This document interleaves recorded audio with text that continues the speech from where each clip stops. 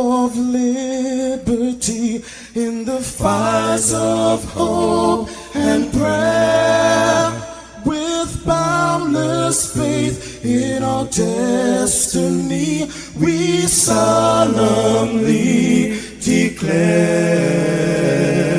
Side by side we stand, islands of the blue Caribbean Sea, this our native land. We pledge our lives to thee. Here every creed and race find an equal place, and may God bless our nation. Here every creed and race find an equal place, and may God bless our nation.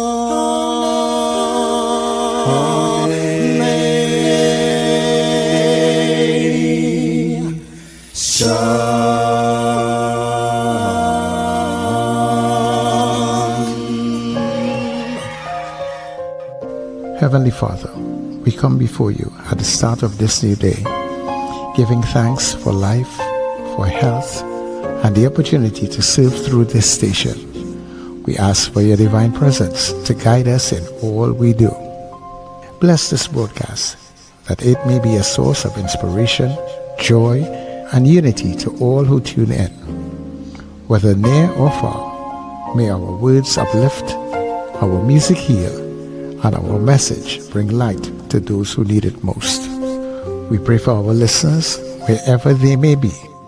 Grant them strength for the day ahead, peace in their hearts, and success in all they put their hands to. Cover those traveling with your protection, and those at home with your comfort and provision. Lord, may everything we do bring honor to you and be a blessing to others. Guide our steps, bless our efforts, and let this station be a vessel of positivity and hope. In your name we pray. Amen.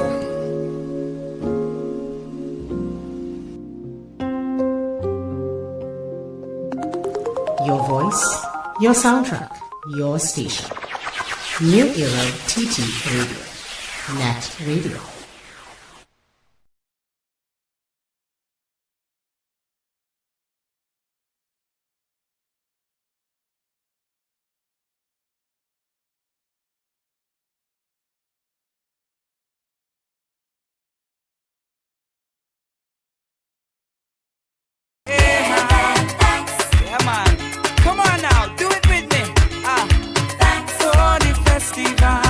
For the carnival, for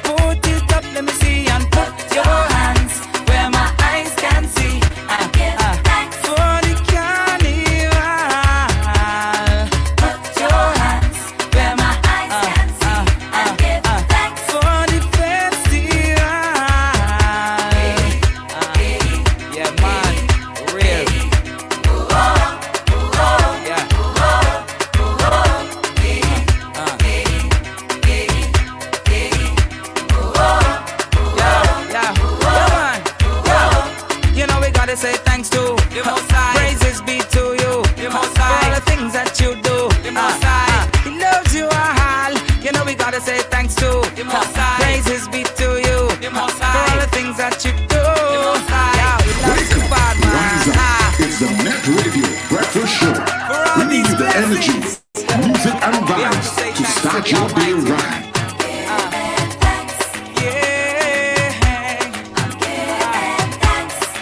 Giving thanks and praises for another day.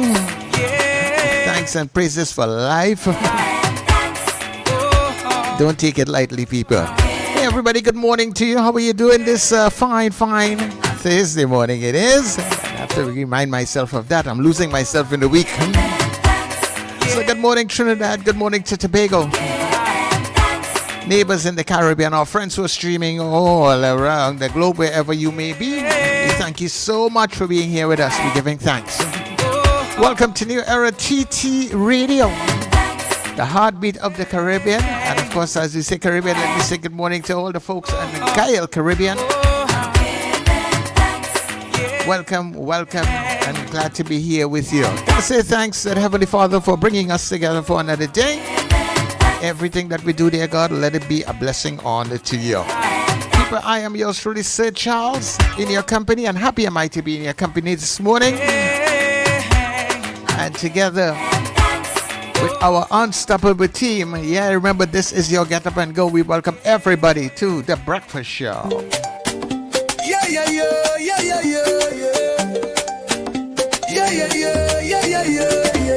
Wake up, it's a brand new dawn. The Breakfast Show got the vibes turned on. From Maracas Bay to the Savannah line, let's start the day in Caribbean prime. Good vibes rolling through the air. The Breakfast Show, energy everywhere. We talk, we laugh, we make you think. Grab your doubles or your morning drink.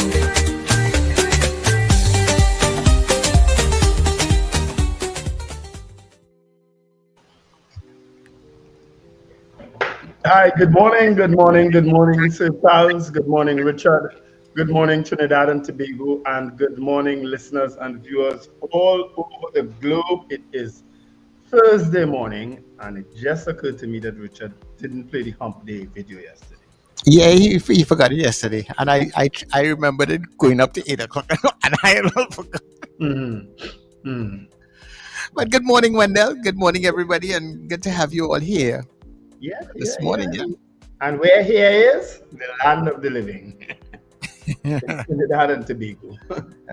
That's why I say give thanks. Yes, give thanks. Yes, I would imagine 5 young people, their lives have been altered dramatically based on that accident. So condolences to the family of, what's her name? Lisanne Julian. Condolences to the Julian family and all the other families that and the workers and the colleagues, because she wasn't accompanied by, I think it's 4 other people who were colleagues who passed away, died in an accident, a horrific accident, at a place that I am always mindful of, because I actually know some folks who got into an accident at that very same spot. And one of the young men had to go through reconstructive surgery and all manner of things. Wow. It's a very dangerous space in Port of Spain, across Park, between Park and at the corner of Park and Henry Street. As a matter of fact, all of those intersections are dangerous. But I think Park and Henry probably more so, because a lot of people traverse Henry Street and Park Street. You know, it's a blind kind of corner because of the tall buildings in the area. You know, so and the lights there, if I'm not mistaken, have been put on. They just blink. So both traffic, if you're going eastbound on Park Street or northbound on Henry Street, you need to be careful. You need to slow down. You can't take it for granted that you have the right of way. You know, so it's a very sad. And when I saw that car, my God, what was left of it? Yeah. It's crazy. Yeah, but I have some birthday greetings before Richard jumps in with good news.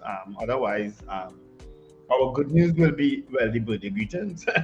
Nixie Persad, happy birthday, Nixie Persad. Xavier Moonan, who we interviewed on the previous show. He is a geologist, I think.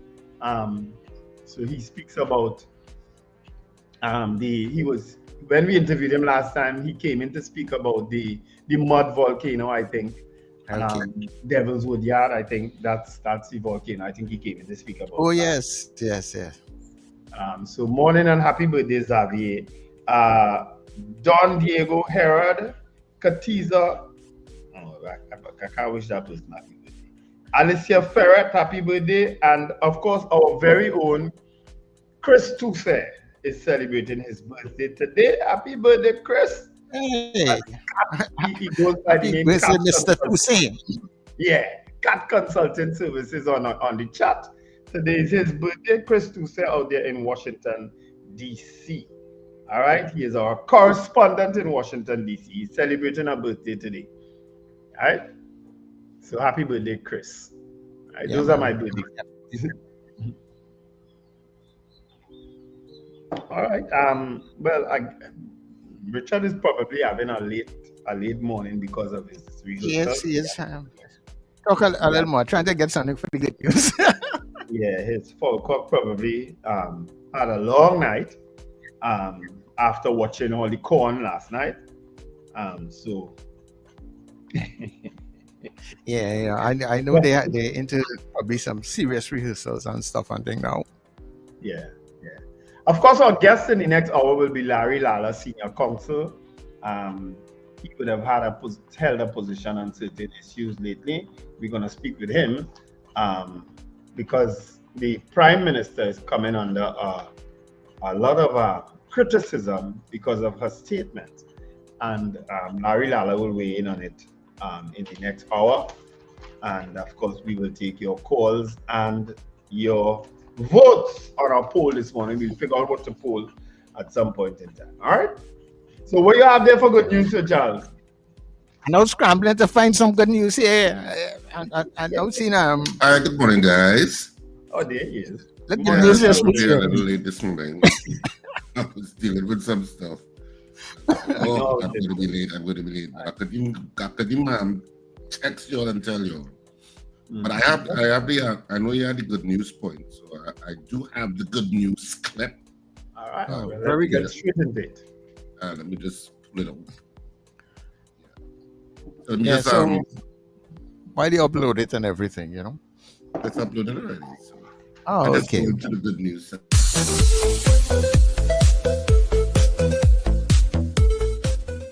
We'll be exploring one of the more popular beaches in South Trinidad. This beach has a very picturesque and well-maintained park, and if you come here early in the morning before the crowd, you will truly enjoy it. This is called Vesini Beach, and is located just about 5 minutes after you pass the Pitch Lake along the southern main road. As you enter the compound, you will notice that the car park area is very nice and spacious. This what you're seeing here is just a part of it. There is also washroom and bathroom facilities, which are open from 9 a.m. to 5:30 p.m. I'm not sure if there's any fee to use the facilities, because when I went there wasn't anyone collecting any monies at the time. You could also purchase food, drinks and snacks right here as well. You will see statues and paintings of macaws around the compound. That's because there are usually a lot of beautiful wild macaws flying around here. This beach also has lifeguards on duty from 10 a.m. to 5:30 p.m. Let's check out some of the amazing views from around this place now, and be sure to visit.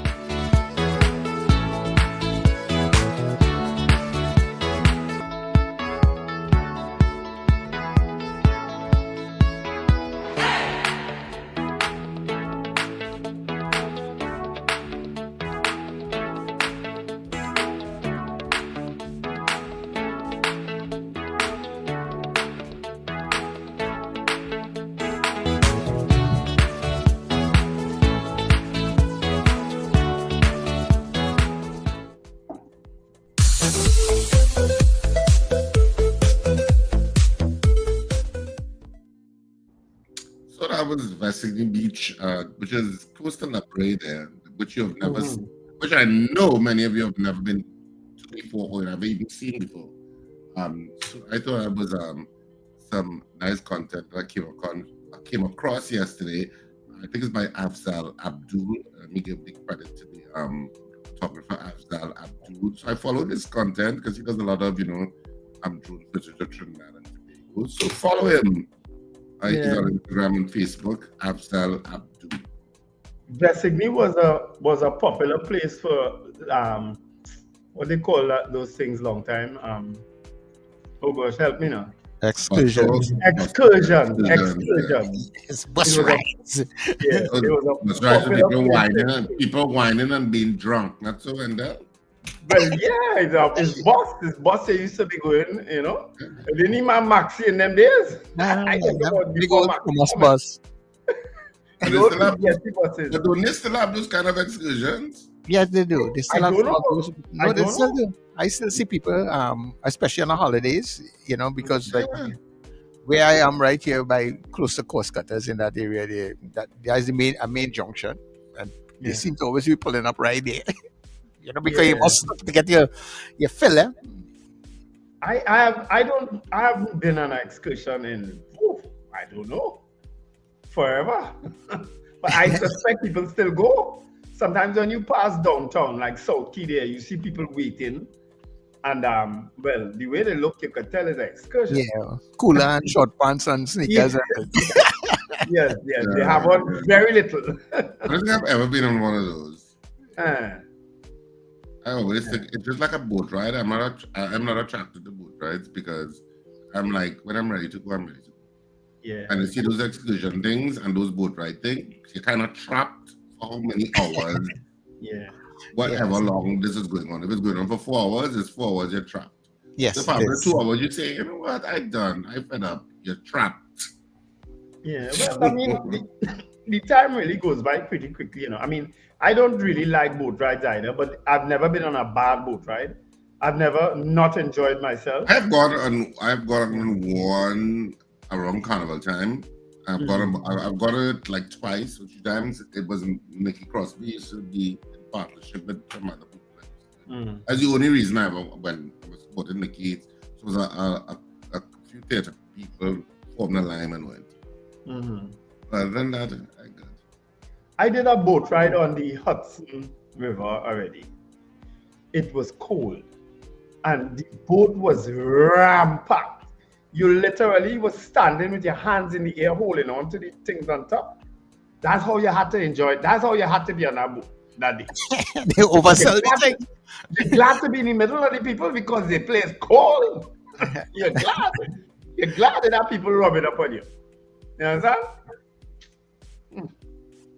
Wow. All right, but let's take a monitor of the people in the stream and stuff. So can we do that? Yes, we can. You know what? I didn't plug in my mouse. For easy scrolling. I'm in St. James, so I just collected my original TKR jersey from a young man who never misses cricket. His name is Jamik. He brought me an original TKR t-shirt this morning, so I am happy. I'm going to wear it tomorrow, and I'm wearing it today. I already came dressed. So have game tomorrow.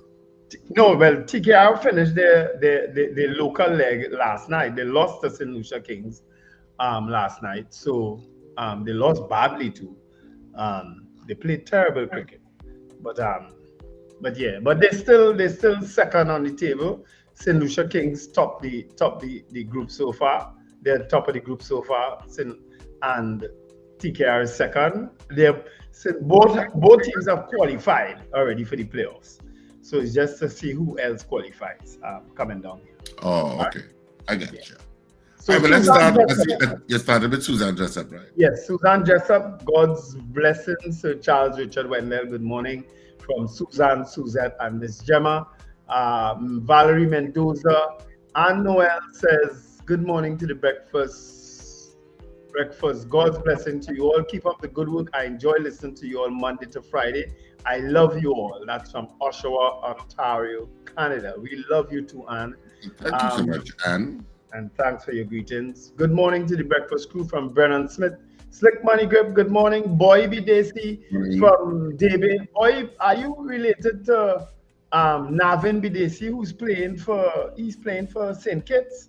A local boy, a local cricketer. He is playing for St. Kitts, but he's having a pretty good CPL debut. Wendy Ann and Frank James, good morning. The weekend is almost here. Ava Smith also says good morning. Melissa from Charfleur, Margaret Thomas, Marcia Rock, Felix Kazo, Michael Cadet, Robert Taylor, Marlon Motley from North Balsane, Carol Guevara, Trini Gets Fit, Sherwin and Juliet Kerr, Diane Payne, DL, Wayne Ramsey, Kathy and Charles, and a special morning to Arlene in Bronxville, Texas, Odell Guy from Sangre Grande, Joanne Cyrus, Kenny in Harlem, Norris Ferguson, Diana Hamill, David McCarthy, all hail Thankful Thursday to all classy trio, Sir Charles, Richard, Wendell, maximum respect. Garvin Frank says good morning. Doreen Pierre, Bernadette, and Nelicia Yates. Nelicia, of course, I was a recipient of a original West Indies jersey from Nelicia. Nelicia, I got a TKR jersey last night, well, this morning. Sherman Paul says good morning. Rena Jennings also says good morning. Ram Naresh says good morning, and I will not read anything you have to say. As I say, if I had the power to delete it, I'd delete it and ban you from the show. You're a despicable person. Good morning from CJ. Chevron Shogun, good morning, gentlemen. Miss you all. James Kamau. Patrick Billy says good morning. Chevron Shogun also says good morning again. Ron DeSantis Jr., good morning. Still here in the Chirac, Chicago. Christu says, Grand Rising, gentlemen. Thanks for the birthday greetings. I'm really an independence baby, but was late, like Richard and we all. Chevron Shogun says good morning again. I would like to say special good morning to Hereford Rigo. Ron DeSantis Jr. says, wow, Vestigny looks better than Maracas. Philomena Ali says good morning. Mo Gaines, Wendy and James TKR lost to St. Lucia Kings, but they each have 12. Yes, that's correct. Diane Payne, Vestigny is a really nice beach. Sankofa say, I have been to that beach, but your video really highlighted well-designed infrastructure, bountiful graces. DL, it's worth to drive down south to Vestigny and other south beaches because how calm the water is.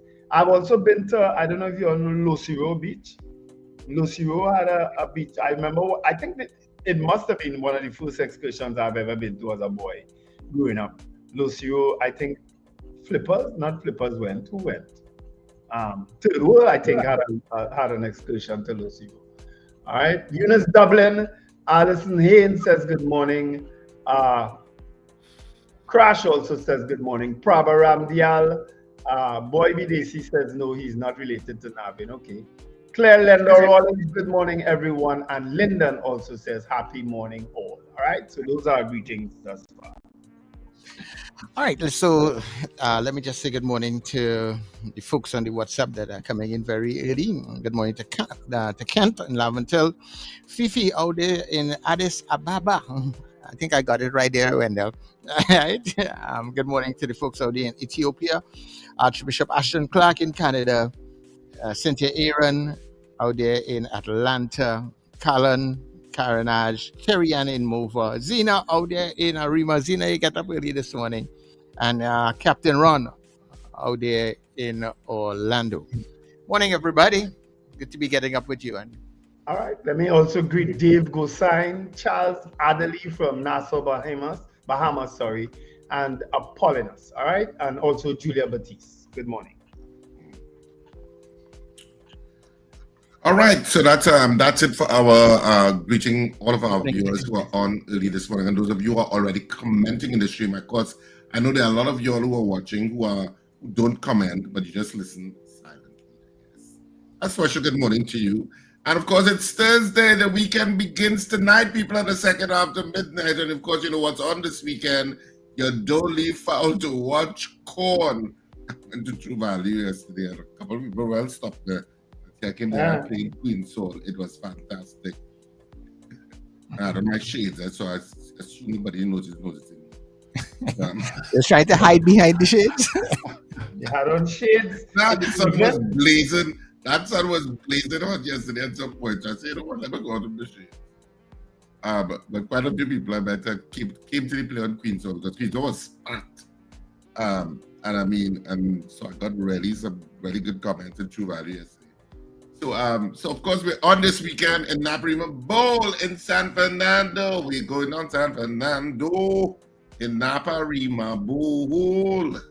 So we'll be there on Saturday at 8:30 and Sunday at 6:30. Get your tickets at the Naparima Bowl box office, which opens from 12 noon to 6 p.m. daily.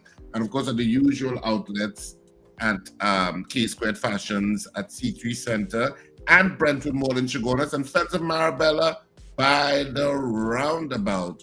But you know what? Why am I bumping my gun when I can shoot? Your don't leave foul to watch God is in San Fernando. Queen's Hall was on fire. Now we head to San Fernando at Naparima Bowl. 2 nights only. Saturday the 6th of September at 8:30 p.m. and Sunday the 7th at 6:30 p.m. I am still laughing about the show at Queen's Hall. If there's a repeat, I will be there. Tickets available at the Naparima Bowl box office from Tuesday, September 2nd, and now at usual outlets. I rate it 10 out of 10. I laughed for the entire show. That was a fantastic production, man. You don't leave foul to watch God. San Fernando, don't miss it. Charmflair Auto Services Limited, your one-stop auto repair shop, located at number 1 Industrial Lane, Charmflair, right opposite the brewery on the Eastern Main Road. Yes, we do it all. Repairs to all makes and models, from your everyday sedan to SUVs, light trucks, pickups, and panel vans. We're also the sole distributors of Davante tires, certified VTS inspection station, plus a wide range of services: oil change, front end and suspension repairs, tune-ups, tire alignment, batteries, electrical work, radiator and cooling system, AC repairs, and accessories galore. We offer pickup and drop-off service too. Call us today at 662-6545 or 662-6572. Follow us on Instagram and Facebook. Charmflair Auto Services Limited, number 1 Industrial Lane, Charmflair. We do it all. Experiencing stomach pain, nausea, heartburn, bloating, or loss of appetite. These could be signs of a stomach ulcer, which can lead to cancer if untreated. Your health isn't an expense, it's an investment. Don't wait. Get a safe, non-invasive stomach skin plus blood test for only $500 at the Institute of Health and Fitness. Located at number 79 St. Vincent Street, Tanapune and Marabella. Contact us at 336-4935.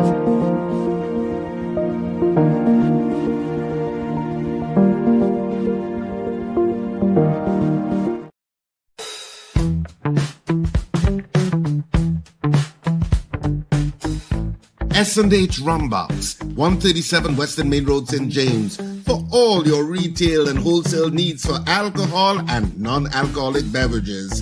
Call us at 686-0599 or visit us at 137 Western Main Road, St. James. S&H Rumbox, drinking out of the box.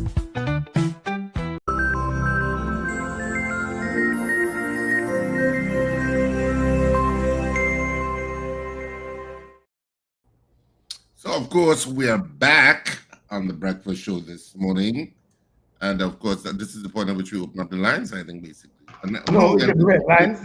We can do headlines first before you do that. All right, just a second. You ready? Yeah, you could go ahead. I have today's Express, Thursday, September 4th. The main headline is Reckless Kamla. That's the main story.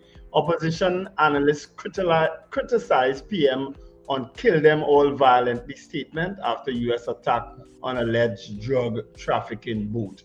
All right, that's the main story. Carl's CEO goes on leave, and there's a picture of Lisanne Julian, who was, of course, killed in that horrific crash at the corner of Park and Henry Street, Port of Spain. The vessel is decimated. It's unrecognizable as a car. A bus came into contact with the car and she lost her life. Condolences to the family again. More news on back page. Big win for Ali, and that's in Guyana. That's also one of the trending stories on the front page. And in the back, again, the story is big win for Ali, swearing in set for tomorrow. And that's Irfan Ali, Dr. Irfan Ali out there in Guyana. So congratulations on his victory once again at the polls. Perennial rivals JLP and PNP face off in Jamaica. So an election is coming up in Jamaica. When is that? Is that today? I'm not sure. Yeah, 7 a.m. today. Okay. Yeah. No, well, yesterday actually. Yesterday was the Jamaica election. So we haven't heard anything from them as yet. All right, and in other stories, no CARICOM consultation, no clarity. That's the opposition leader, Penelope Beckles. Venezuela minister claims video is AI. I don't know if that was a trending story yesterday, that the video of the boat that was bombed, that was was actually an AI video. All right, in other stories, he's saying it never happened. Sorry. He's saying it never happened. It's a lie. Yes, he's saying it's an AI video. Wow. Right? So those are trending stories in today's Express. All right, so I'll go on to the Newsday. And the Newsday, the trending stories. Voters complain about slow process at Jamaica polls. Jamaica mentioned the polls. Well, somebody's already commenting in the chat. A new name, Kehan Mendes, says GLP won. So Andrew Holness is back in for a third term. Okay, so PPP ahead in Ghana election race. I was saying congratulations to Irfan Ali yesterday, but apparently it's not finalized. So PPP ahead in Ghana election race.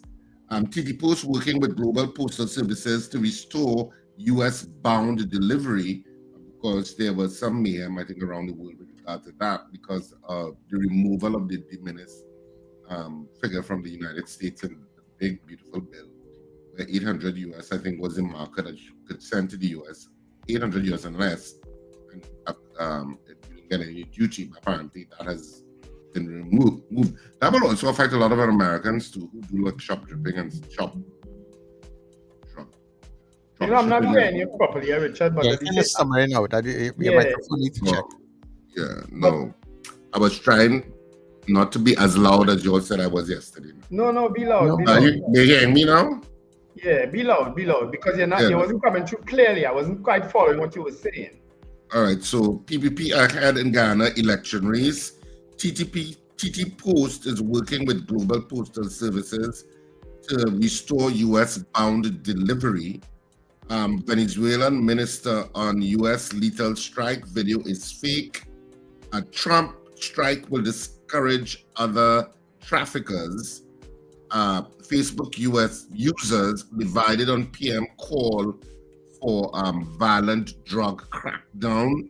Clergymen urge diplomatic speak from Prime Minister, and Napa venue for law term opening revoked, and 5 cars stolen in 24 hours. And that's it for the Newsday trending stories at this time. Okay, so in The Guardian today, thunderstorms cause flooding and traffic woes across Trinidad, and that is yesterday. So when the rains come in some areas, they're already getting it hard. Stakeholders caution against police in schools. That is something we have not really talked about, guys, but very interested. Mirage praises new momentum in TNT-US relations. Tutor Tobago raises concerns over late salary payment for teachers. Of course, PM congratulates US over fatal strike on Venezuelan drug boat.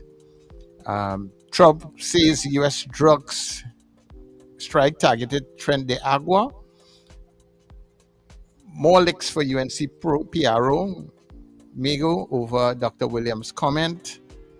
And PM dismisses PNM concerns over ministers at CPL matches. A lot of dismissals going on. And that's it for the Guardian, guys. All right. So those are all our newspapers. Let me welcome to the chat. Who else just came in there? Well, whoever is Kian Mendez, who confirmed that the election in Jamaica was yesterday and that the JLP won. So Andrew Holness is back for a third term. Anthony Tinto also came in, and Susie B and Trinidad Margo. So welcome to the show. Morning, Tinto. And someone is asking if Tinto played football for Airport Authority. I ain't sure Tinto could play football, but he can play cricket real good. I never seen him play football, but he's real good at cricket. That much I can tell you. All right. So those are some of our chats coming in, all right? Richard, I'm trying to follow what you were saying, though, when I said that we weren't hearing you clearly, with the packages, that 800, because what was that about? If you could clear up that for me, please. No, but the US used to have a de minimis range of 800 US unless that once your package was worth 800 US unless it could come in duty free into the United States. Okay. So a lot of people now are affected by that, because if you are a small business doing business in the United States, or even if you are an eBay salesperson, and let's say you're selling whatever, and you're sending to orders to the United States. Previously, it means that once you pay the shipping and it entered the US, it goes directly to that person. That person doesn't have to pay any duty. Mm-hmm. But now they will incur a duty charge. So that's why TT Post and other global postal agencies will be on a pause, because they're wondering how to navigate it. And it will be, a lot of people do that kind of business, like drop shipping and stuff like that. And not only people in other parts of the world, even Americans do it, because they will use sites in China like Alibaba or wherever and import stuff, even if it's to sell wherever on Shopify or Etsy or Amazon, or even via Pinterest link to their website and stuff. They would bring in stuff, something that, let's say, shines the table in the back of your AI photo or whatever you want to call it.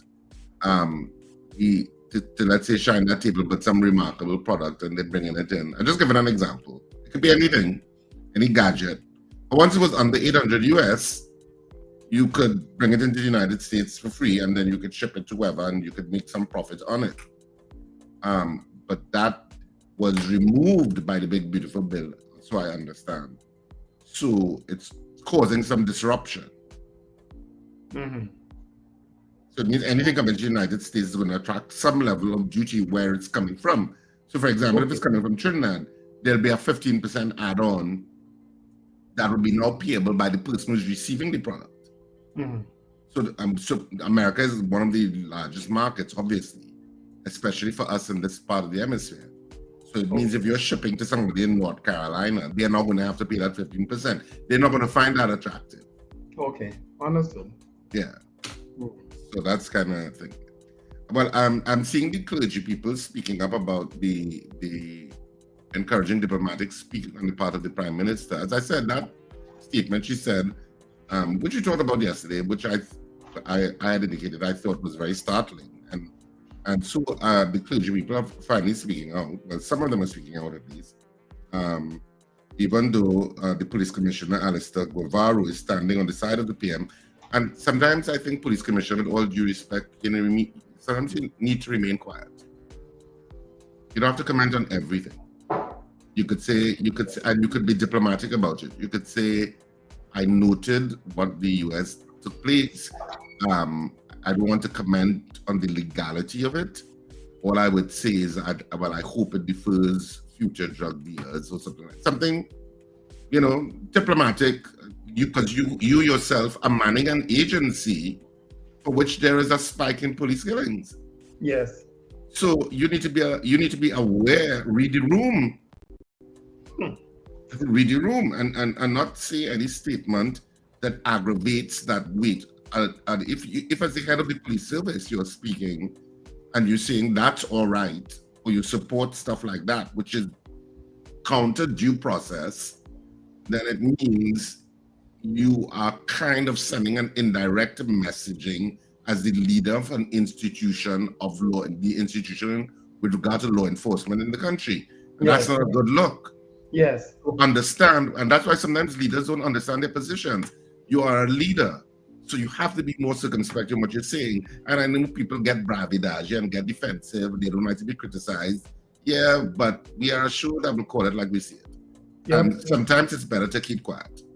Yeah. And I couldn't understand that statement by the Commissioner of Police. I didn't understand it. yeah, so that's why I It say wasn't sometimes necessary. you can think it. I'm not saying you think it. You're a human being. You can think it, but understand where you stand. You are not some low-level police officer. You are understand where you stand. Yeah. You know, and understand the due process issues of illegality and criminality. There is a due process. You work under a constitution. Understand all of those ramifications by what you say. Yeah. You know, so you need to be a little bit more circumspect. Take some advice, and just take some advice, Police Commissioner, and don't be defensive about it. Yeah. I think clearly, I mean, it's obvious that the Prime Minister wants to come across tougher than she previously came across. It's obvious her intention, but she's a politician. I think that's also the Commissioner of Police is also trying to come across as tough as possible in terms of his utterances thus far. And that may be another example of him trying to come across tough, you know, but we have a problem in Trinidad and Tobago. Outside of what's happening internationally, we have a problem here. And we have this perception that a lot of the police killings are in fact extrajudicial killings. They are allegations, so you need to be mindful of that when you make those kind of comments, you know. But yep. So the clergy, so while agreeing that drastic times call for drastic measures, religious leaders have taken exception to the advocacy of the Prime Minister to kill all traffickers and to do it so violently. And, well, you know, religious people passed in my commentary. But so it's only fair that I rebalance it by saying what they are saying. So let me just get to what some of them would have said. Head of the interreligious organization, Dr. Ellis Boris, was amazed by the PM's language. This thing, the drug trade, is overbearing. I would not comment on what the Prime Minister said, but I am commenting on the general situation where drugs and other illegal activities are taking place. Nevertheless, like Archbishop Leon Williams John of the West Indian United Spiritual Baptist Sacred Order, Boris said the due process should be observed. I know generally you arrest people and take them to court. Saying he was not privy to the details of the situation or as to whether there was cross-firing warranting the killing. I would say, though, illegal behavior needs legal action to be dealt with. As a member of the Baha'i faith, which advocates nonviolence, Boris commented, I don't know about the violence, but if someone is committing an act against the law, it has to be dealt with accordingly, and the legal ramifications must kick in, but with discretion. Clarifying he was speaking on his own behalf, Williams John said diplomacy should be paramount in such situations. It is not the language you would expect from the Prime Minister. Observing the situation where prisoners are alleged to be the criminal mastermind from behind bars and the reason for the state of the emergency, Williams John agreed that while the National Security Council may have information that ordinary citizens were not privy to, he stood firm that due process should be followed. Seventh-day Adventist Pastor Clive Dotton admitted when he heard the statement, I was a little taken aback. I know there is frustration all around because there is a large appetite for drugs, but I felt a response should have been more along the lines of drug traffickers should bear the full brunt of the law rather than saying kill them all violently. While not accepting the language, Jordan said it was not secret that crime was out of control in Trinidad and Tobago, and some criminals were hell bent on creating mayhem. On the question of rehabilitation, he noted that there's some criminals who had decided on going down a particular route with no desire to change. So that's just some of the clergy people. Of course, the Anglican Church and the Catholic Church and the Hindu leaders and the Muslim leaders, yes, I'm speaking to y'all. What do y'all have to say? I know y'all like to tiptoe around politicians. Alistair I'm speaking to y'all directly right now. Do y'all have anything to say? Alistair had reminded, you remember there was an incident aboard with a Coast Guard vessel out in the sea with, I think, some Venezuelans. When they were set, it was reported that they were shot upon and they shot back and a baby was killed. You remember that? Yeah. The words Mrs. Persad-Bissessar's opposition leader called it murder. She said the child was murdered. You know, thanks, Alistair, for reminding me that, because I forgot about that incident. That's so politicians just, I tired of the hypocrisy. Yes, sometimes I wish I didn't have, as I say, I didn't have to be here.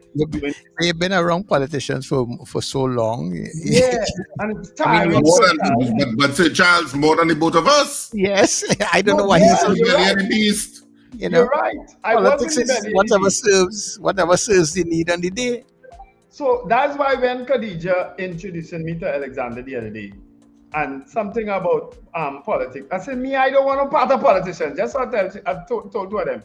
I said, I don't want no part of politicians again. I'm afraid all, you know. You see why we had the man on the show? You see why we didn't get the man on the show? Nah, you want to talk back. You see why? You want to talk back at that. No, but it is tiring. And you know what? I want to address something on this chat here, right? Because we have a show that we're trying to build, right? We want to be as all-inclusive as possible, right? Everybody know where my politics lie, but everybody know my politics is not sycophantic and fanatical, right? If PNM doing stupidness, I say it as it is. I did it for years, and I will continue to do it. In the meantime, we have no problem with Ram Naresh or whoever, for that matter, supporting a political party, you know. But when you come in this show to call people racist and call people criminals because they don't agree with certain things, you openly doing that in this chat. I have a problem with that. A lot of people have a problem with it. People have messaged me and saying they don't want to be engaged in this because of the disrespect coming from you, whoever you are, and you carrying the sobriquet child of God. You should be ashamed. You understand? Agree, support your political party, support the UNC, praise them from now till wherever, but don't call people criminal and racist because they don't agree with your point of view. Don't do that on this show, okay? Don't do that in this chat. We allow leeway in a lot of instances because even sometimes Ms. Henry or whoever, DL or whoever may say something that I don't agree with or we don't agree with. But you see, when you directly attacking people and calling them, you want to call people bully? No, sir. Not this program. Right? Campaign for UNC. Sing the praises of the UNC how much ever you want. We have no problem with that. But you don't get to bully people because they don't see your point of view. Okay? Not Wendell Stephen. Right. All right. We can take calls now. Some people, yes, we can. But do we get to send to Charles the poll, Wendell? I sent it in the chat already. I sent a possible poll in the chat already. I got it. Yeah. Huh? Yeah. So we could open the lines, take a few calls all the way up to 7 o'clock. Of course, our guest in the next hour will be Larry Lalla, Senior Counsel. Right? Mm-hmm. Yeah, he'll be our guest in the next hour. So we could take some calls, and the poll will go up very shortly. All right? It could go up about 5 to. Yeah. Yeah. So we can. So let me bring up the information because I know some of you forget. What am I doing? What am I doing? So 281-1315, 281-1315. That's the number you can call. 281-1315. We're now taking some of your calls. Okay. The phone people kind of slow this morning. Yeah? They get So I can read some of the chat. Wait, don't read it. It's coming. Hold on. Good morning, caller. Caller, good morning. Hey, morning. Morning, Wendell. Morning, Rich. Ron. Good morning. Ron, you want to hug up people, not me, eh? When I hug up people, I just fall in love. Wendell, come down, man. Yeah. Wendell, invite the man down. Hey, I give you a free plug here. I give you a free plug. Invite him down to the rum box in St. James. I invite him down invite Ram Narish down St. James and hug him now. Is he need a hug? Oh God, man. All we need is love. All we need is love. Anyway, hey, I mean, look at this. You guys, I mean, you guys call me little Trump. No, not you all, but I get thing. I'm Trump boy, and I drink the red Kool-Aid, and it's okay. You're entitled to your opinions, not to your facts. People hit me all kind of thing, but you know what? I will still respect and love everybody. You understand? Unless you put me and mine in clear danger, then it's a different story. Okay? So that's what it is. I mean, look, I talked about the strike yesterday and I get myself in a little hot water. I wouldn't go nowhere with that right now, but right? But again, I entitled to my opinion. And everybody, we're only human, we all make mistakes, but some people do things deliberately. Okay, so anyway, guys, hey, have a great day as I head back out here and do my work. Okay, take care. God bless. Cheers. All right, you too. You have a great day too. Of course, the weekend begins tonight, people. At the second after midnight. Don't forget it. Put a smile on your face. Oh Lord, I love a weekend. Tomorrow is football at the National Stadium. Trinidad and Tobago versus Curacao. So make sure and go out and support. I haven't been to a football match in a while. I don't know what I'll do. If somebody invite me, I'll go tomorrow. If they invite me, I'll go. All right. Good morning, Mr. Billy. Yeah, good morning to the breakfast show, the three of you all there. I want to thank Wendell for his counseling of me whenever I seem to go over the line. I want to put that first on the thing, and I don't want to be in the category of your friend is just speaking about. Thank you for that. I want to congratulate the Port of Spain Corporation for cleaning up that area by Smokies and Bounties. That used to be a very popular night spot. I used to frequent there a lot, go on sports there and thing. And I am saying that I saw on Monday, I think it's Monday, they were, the corporation trucks and thing were there, and with a crew cleaning up that area there where it was burnt and thing several years ago. So I said, hats off, I salute the Port of Spain Corporation for their good work. Really good work. I know a few of them guys there. Some of them I know them and thing who play football with me and thing in the poorhouse. So I stop and I really congratulated some of them too. And well done. My hats off to the corporation, Port of Spain Corporation, for good work in cleaning up that area there. Because it have people be selling doubles and all this thing, and it was a real health hazard. I think one of you all raised it. I don't know when they raised that issue. But I raised it actually the other day. Yeah. So well done. Well done. Yeah. Well done to the coach. Well done. It was an ISO. It really was an ISO. And I heard Mr. Billy said the poorhouse, as the infirmary talking about ground back there. St. James Infirmary, aka St. James Medical Complex, aka St. James Medical Complex, Yeah, and but better known to us who grew up in St. James as the poorhouse. I just tell myself as much. I've heard it before. Good morning to you, caller. Welcome. Yeah, St. James person to know that. Morning to you all, gentlemen. Morning, caller. When the two elections, Jamaica elections and the Guyana elections were extremely close. The preliminary result for Jamaica was 34-29. Okay. And for Guyana, it was 33-31. It was extremely close. And it was who formed the opposition in Guyana is the new guy from Yeah, when? 4 The months old Mohammed party. guy.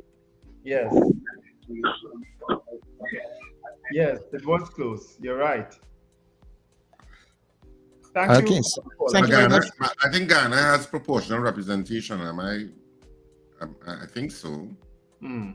They have proportional representation. If there are any Ghanese people in the stream or people who know about Ghana politics in the stream, they could comment on that. But I think they are PR, they are proportional representation.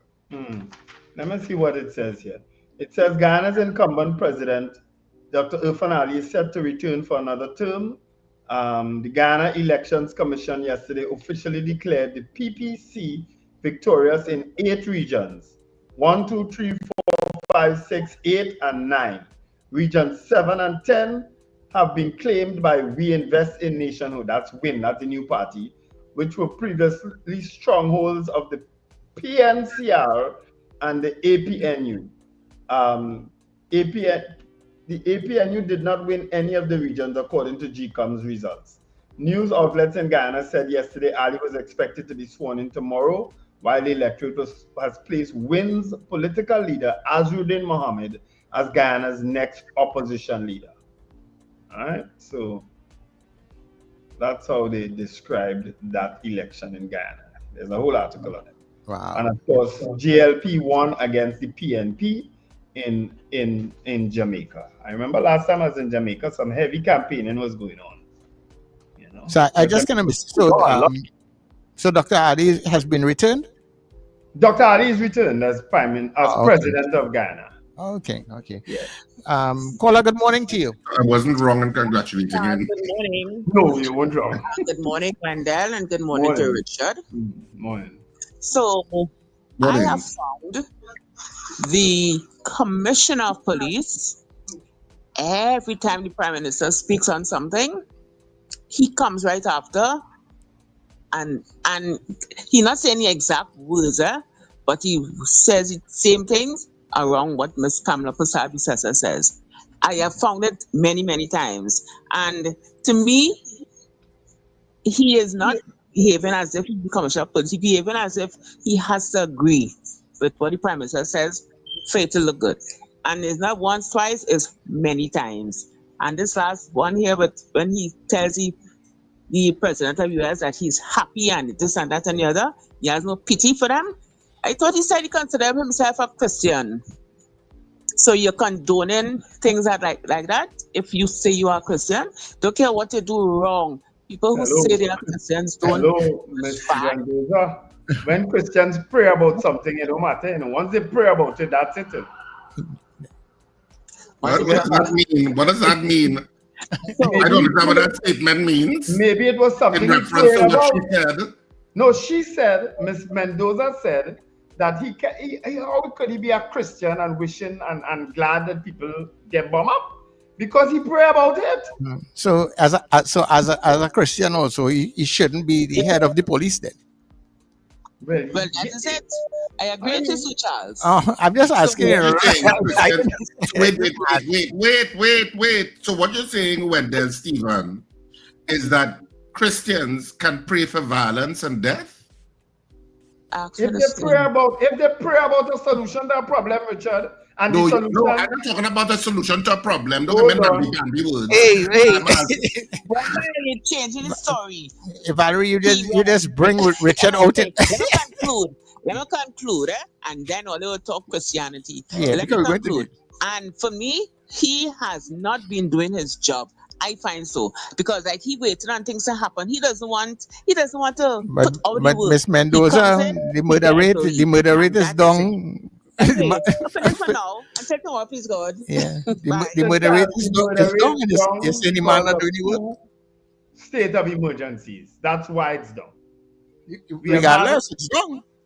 Well, no, it's down. I mean, to give TTPS its credit, if the murder rate is down, they have to take some of the credit for it. No, I'm not saying that they because can't take credit. When it's up, we give them when the crime rate is up, we give them criticism. So if it's going down, then they need to get the praise.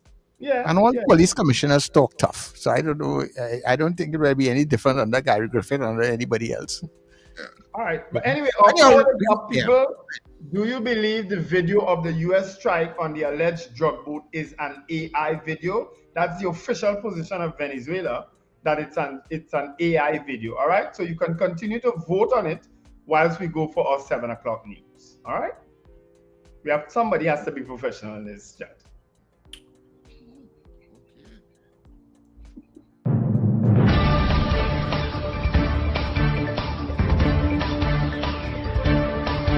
The news you need, the clarity you deserve. Local, regional, global. This is Net Radio News Now.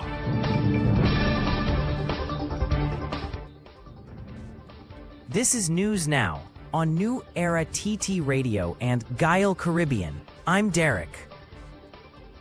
Minister of Defense Wayne Sturge says Trinidad and Tobago welcomes assistance from the United States in tackling the flow of illegal drugs and guns. His comments came after U.S. President Donald Trump announced that American forces intercepted a vessel carrying drugs from Venezuela. Police Commissioner Alistair Guevara also praised the move, warning local fishermen not to get involved in drug trafficking.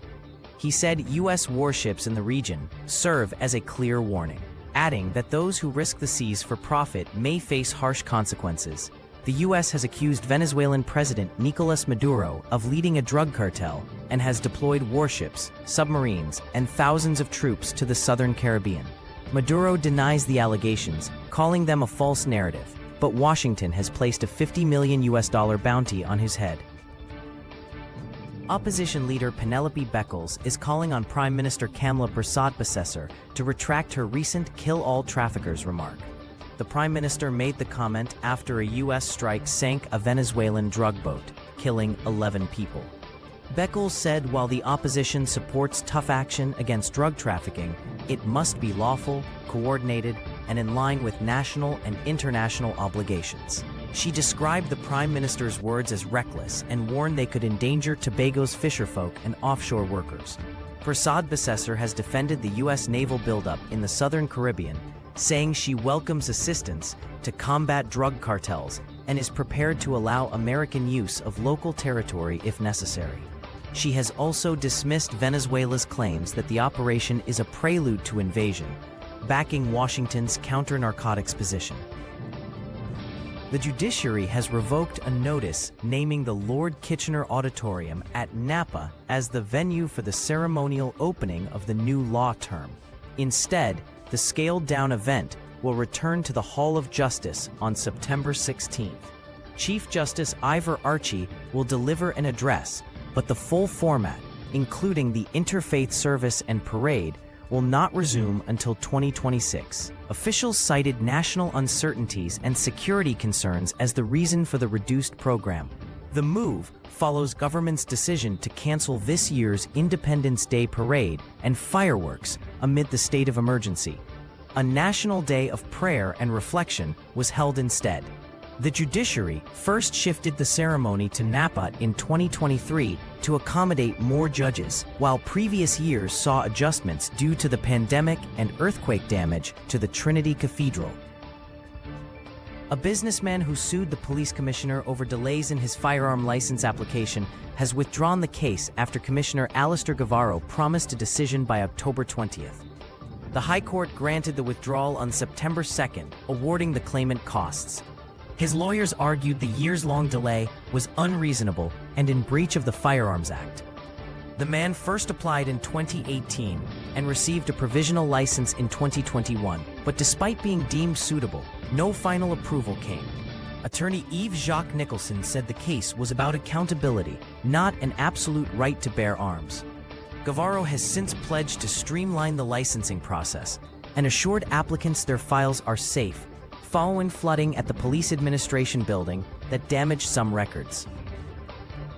4 people were tied up, beaten and robbed during a violent home invasion in Claxton Bay early Tuesday. Police said the victims include a 44-year-old woman, 2 men aged 40 and 22, and an 18-year-old woman. Around 4:30 a.m., 4 armed men forced their way into the 2-bedroom home. 2 wore masks, 1 carried a gun, and another a cutlass. The victims were tied up as the intruders demanded cash. 1 man was beaten, another struck on the head with a firearm and doused with kerosene. The suspects escaped with $2,500 in cash, 4 cell phones, jewelry, vehicle and bar keys, and the home's DVR system. Paramedics took one victim for medical treatment, while police continue investigations. In the region, Venezuelan Defense Minister General Vladimir Padrino Lopez has blasted Trinidad and Tobago for supporting the presence of U.S. military forces in the region, calling the government shameless. Lopez said history would not forgive such alignments, accusing Port of Spain and Georgetown of echoing Washington's narrative to justify aggression against Venezuela. He warned that Trinidad's strategic location has long been seen as a potential launching point for attacks through the Orinoco River, citing statements dating back to the 1800s. Lopez also accused so-called Trinidadian and Guyanese mafias of helping to create a war front. Meanwhile, Venezuelan President Nicolas Maduro described the U.S. naval buildup in the southern Caribbean as the greatest threat to the continent in a century. He warned that any attack would turn Venezuela into a republic in arms, calling the deployment an immoral and bloody provocation. In international news, China staged a massive military parade in Tiananmen Square, showcasing new nuclear-capable missiles, hypersonic weapons, and advanced drones. But the strongest image came before the hardware. President Xi Jinping, standing with Russia's Vladimir Putin and North Korea's Kim Jong-un, sending a defiant message to the West. U.S. President Donald Trump quickly accused the 3 leaders of conspiring against America, a reaction analysts say Xi may have sought as he placed Putin to his right and Kim to his left throughout the ceremony. The parade marked 80 years since China's victory over Japan, but Xi used the event to declare China unstoppable in its great rejuvenation. The display underscored Beijing's growing power, while offering legitimacy to Putin and aid-dependent North Korea in what is being seen as a tightening Eastern alliance. And that's news at this time. That was news. Now stay informed. New Era TT Radio. Net Radio. Your mid-morning just got better. Join Sir Charles for the mid-morning mix and mingle, where good music, real talk, health, and family matters come together, and your voice is heard. Whether you're at work, on the go, or just taking a break, this is the perfect mix to keep you engaged, informed, and entertained. The mid-morning mix and mingle, weekdays, 9 a.m. to 12 noon on New Era TT Radio, Net Radio. Mornings just got better. You're locked into Net Radio Breakfast Show, fueling your day with the best music and real talk.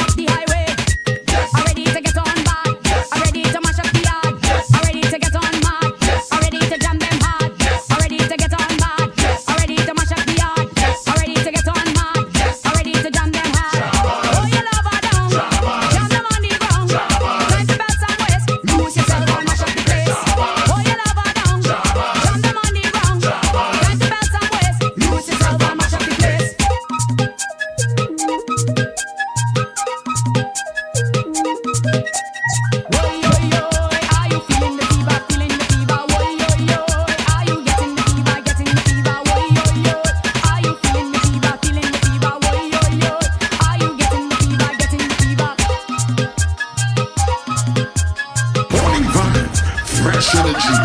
This is Charles, welcome you back to the breakfast show right here on New Era TT Radio and of course Gael Caribbean. We thank you very much for being here with us. And just to let you know that we stream all day, every day, NewEraTTRadio.com, New Era TT Radio. You can get us on TuneIn, so you get us on Alexa and of course all of your Google devices. And to all the folks on our TV stream and our YouTube stream, don't forget to like and subscribe to the YouTube channel. That's very important. And also hit that subscribe button. Our support button. Don't forget to hit our support button. Your next engagement, people on the YouTube, will be at 4 o'clock this afternoon inside of the Drive Time Exchange with Andy Johnson. And in case you missed it yesterday, he spoke with Dr. Kirk Migo about his positioning on what he said courtesy the first Prime Minister of Trinidad and Tobago. So you can go and check it out on our YouTube channel. And we will be playing that back for you just after 8 o'clock when we come off this TV stream at NewEraTTRadio.com. So let's continue to pay the bills while you continue to vote on the poll, and we will be back shortly.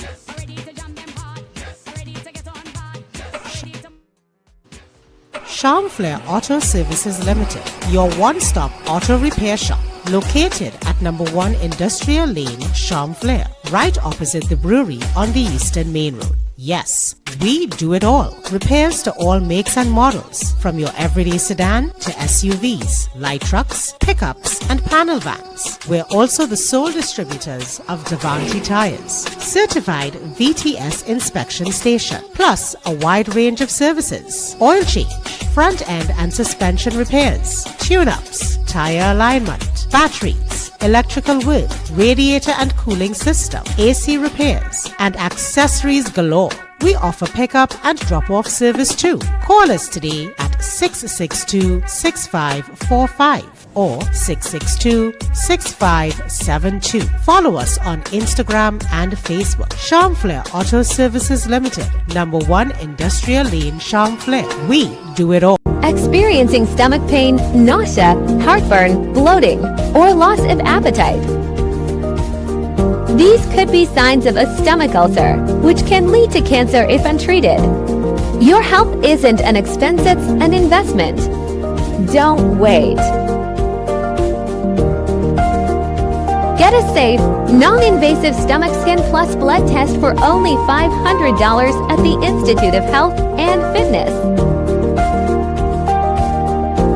Located at number 79 St. Vincent Street, Tanapune and Marabella.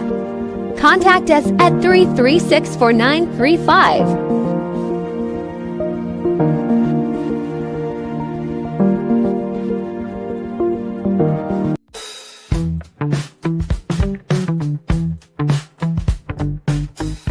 S&H Rumbox, 137 Western Main Road, St. James, for all your retail and wholesale needs for alcohol and non-alcoholic beverages.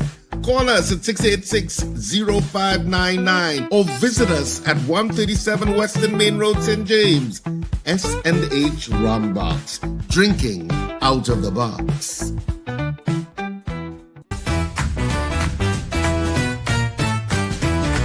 Advertise with us on New Era TT Radio, the fastest growing streaming platform for talk in Trinidad and Tobago. Audio and video ads welcome. Elevate your brand with us. Connect with us at newerattradio@yahoo.com or call us at 299-5156. Now what are you waiting for?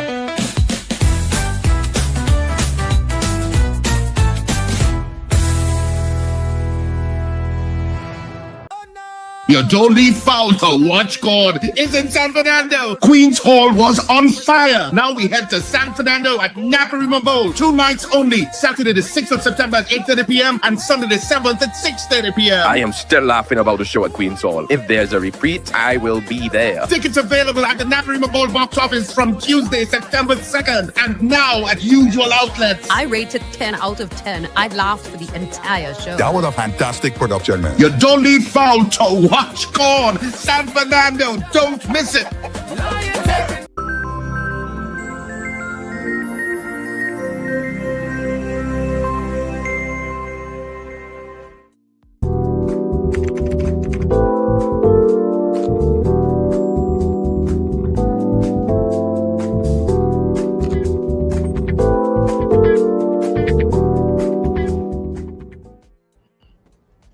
Of course, we are back on the breakfast show, and this is the point at which we give you the poll results in the second hour. Of course, our guest coming up shortly will be Senior Counsel Larry Lalla, and we'll be weighing in on several topics. Not, of course, the whole idea of due process, etc., and the language of the Prime Minister and the Commissioner of Police, quite frankly.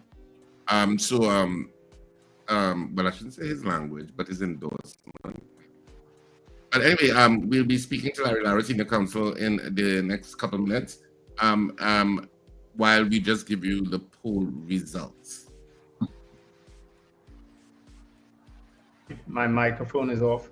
All right, so our poll was, do you believe the video of the U.S. strike on the alleged drug boat is an AI video? Of course, that comment came from a Venezuelan official, a Venezuelan Minister of Communication and Information, Freddy Nanez. He said it's an AI video, and apparently that's the official position of Venezuela.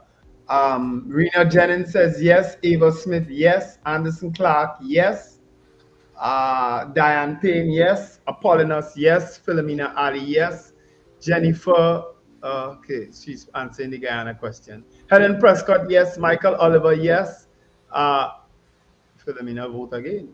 Robert Harper, yes. Marlon Motley, yes. Gregory Boyer, yes. Gregory, when is your birthday? Is today or tomorrow? I think it's tomorrow. I'll remember it tomorrow. Diane Payne, caller, you are right. I don't know what that is about. Melchizedek said yes. Dean Allen says yes. No. Okay. Dean Allen is not answering the poll question. I think he's referring to something else. Cheryl Henry says yes. I don't believe anybody should believe in violence. Dean Allen. Eunice Dublin says yes. Alistair Hart says I'm not sure about that video. I just get full up easy. All right. No to the poll says Lester Cragwell. Brennan Smith, no. Kazim Mohammed, no. Susan Jessup, no. Margaret Thomas, no.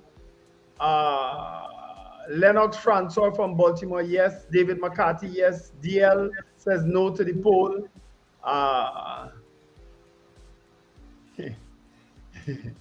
Finbar Collins says yes. The USA trying to make Venezuela shoot first. Okay. I didn't ban anybody, Ms. Henry. I didn't do it, Mr. Ramnarish, anything. Trust me, I'm not to blame for it. Jason Samuel says no. Trini gets fit, no. Carol Guevara, yes. Colted Finch, yes. Ann Noel, yes. Edwin Joseph, yes. Subhash says good morning. Where the vote? Sankofa says yes. Kenron Henry, no. Lyndon Williams, yes. Julia Batiste, yes. Richard Phillip, yes. Kenny in Harlem says, I say to the poll. What did you vote, Kenny? You didn't vote. All right, and okay. So Jason Samuel is saying Sanes suggested it's an AI video based on the waters looked unnatural. And Unseen Hand says no. All right, those are the votes I have. All right, so on the WhatsApp, we have Freya saying yes. Lincoln didn't vote. Brenda saying yes. Ingrid says no. Another unknown name says yes. Judith in Mount St. George says no. And Archbishop Ashton Clark also says no. Pauline says yes. And Sexy Red says yes. That's it. All right. And Kenny and Harlem confirmed his vote is no. All right. No. All right. So that's it there, Richard. Yeah.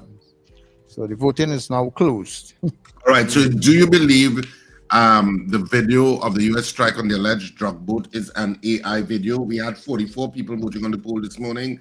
And of the 44 people, 30 of you said yes, you believe it's an AI video. 14 of you said no. Of course, the yeses have it. The no's weren't. It wasn't, an overwhelming victory for the yeses, but it was still a victory nevertheless. that doesn't say much for the credibility of the U.S. then. Well, were bodies recovered in the water and so on? That looked like bodies were recoverable to you. Yeah. Everything was probably blown to smithereens. I don't know. And I assume the sea will then claim it. Yeah. And none of the drugs. It's like some fat shark, something out there now. Madam C will say, and the sharks. Oh my God. You see, this is what you call editing. You see, there was something just about to come out of my mouth, and I edited it. You understand? It's some fat shark out there now. I learned to shut up. And no drugs floating, according to Finbar Collins. They didn't find no drugs floating. No, but there are a lot of high fish. But 44 people voted. So 30 of you said yes, and 14 of you said no. That's it for our poll this morning. The polling is now done, and we get straight into our interview with Larry Lalla, Senior Counsel, who is waiting on standby. So let me just introduce our Let's Talk.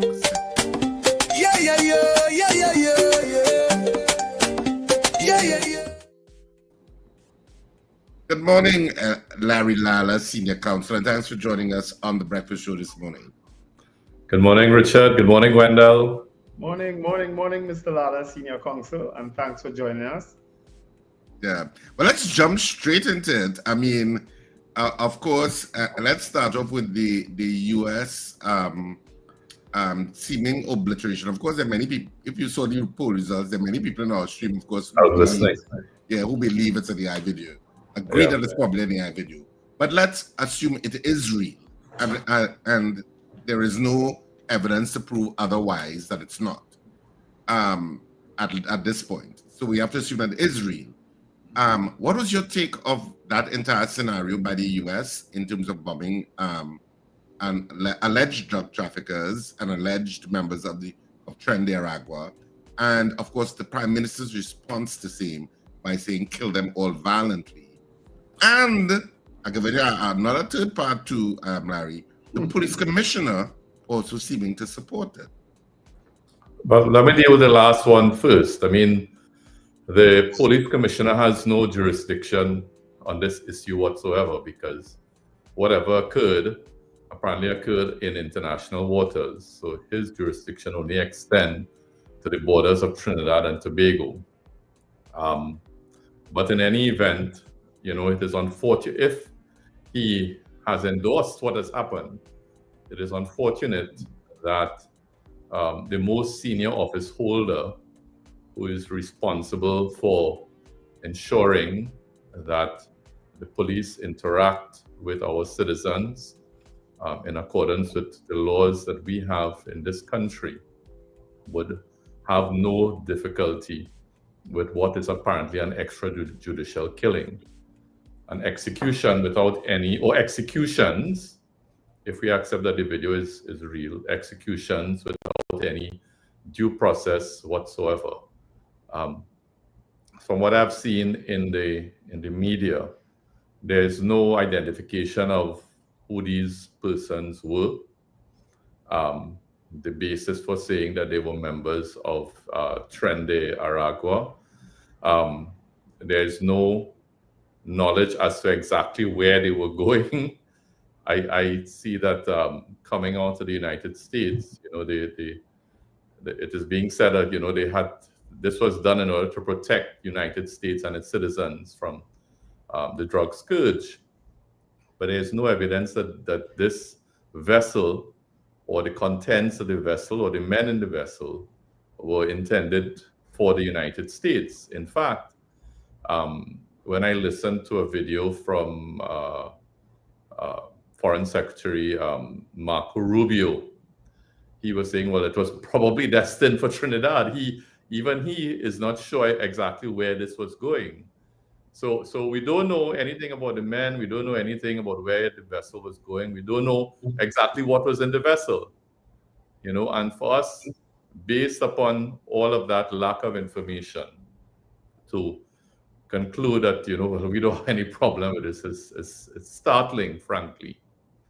I was reading a story that was circulated last night from the BBC, where international experts on international law, are saying, well, look, if this assassination occurred in international waters, then it takes us into territory that we should not be, because the international law of the sea stipulates that you cannot attack vessels like that in that manner in international waters. If you are engaged in what is called hot pursuit, that is pursuing the vessel from your territorial waters, and it goes into international waters, yes, you could intercept and engage. And even then, the engagement has to be in a certain way. There must be a certain due process. But there's no principle of international law, accepted principles of international law, that allows you to target a vessel in international waters and blow it to smithereens. So we're in very, very dangerous territory. And putting aside, the United States, my concern as a Trinidadian, a citizen of this country, we are a country of laws.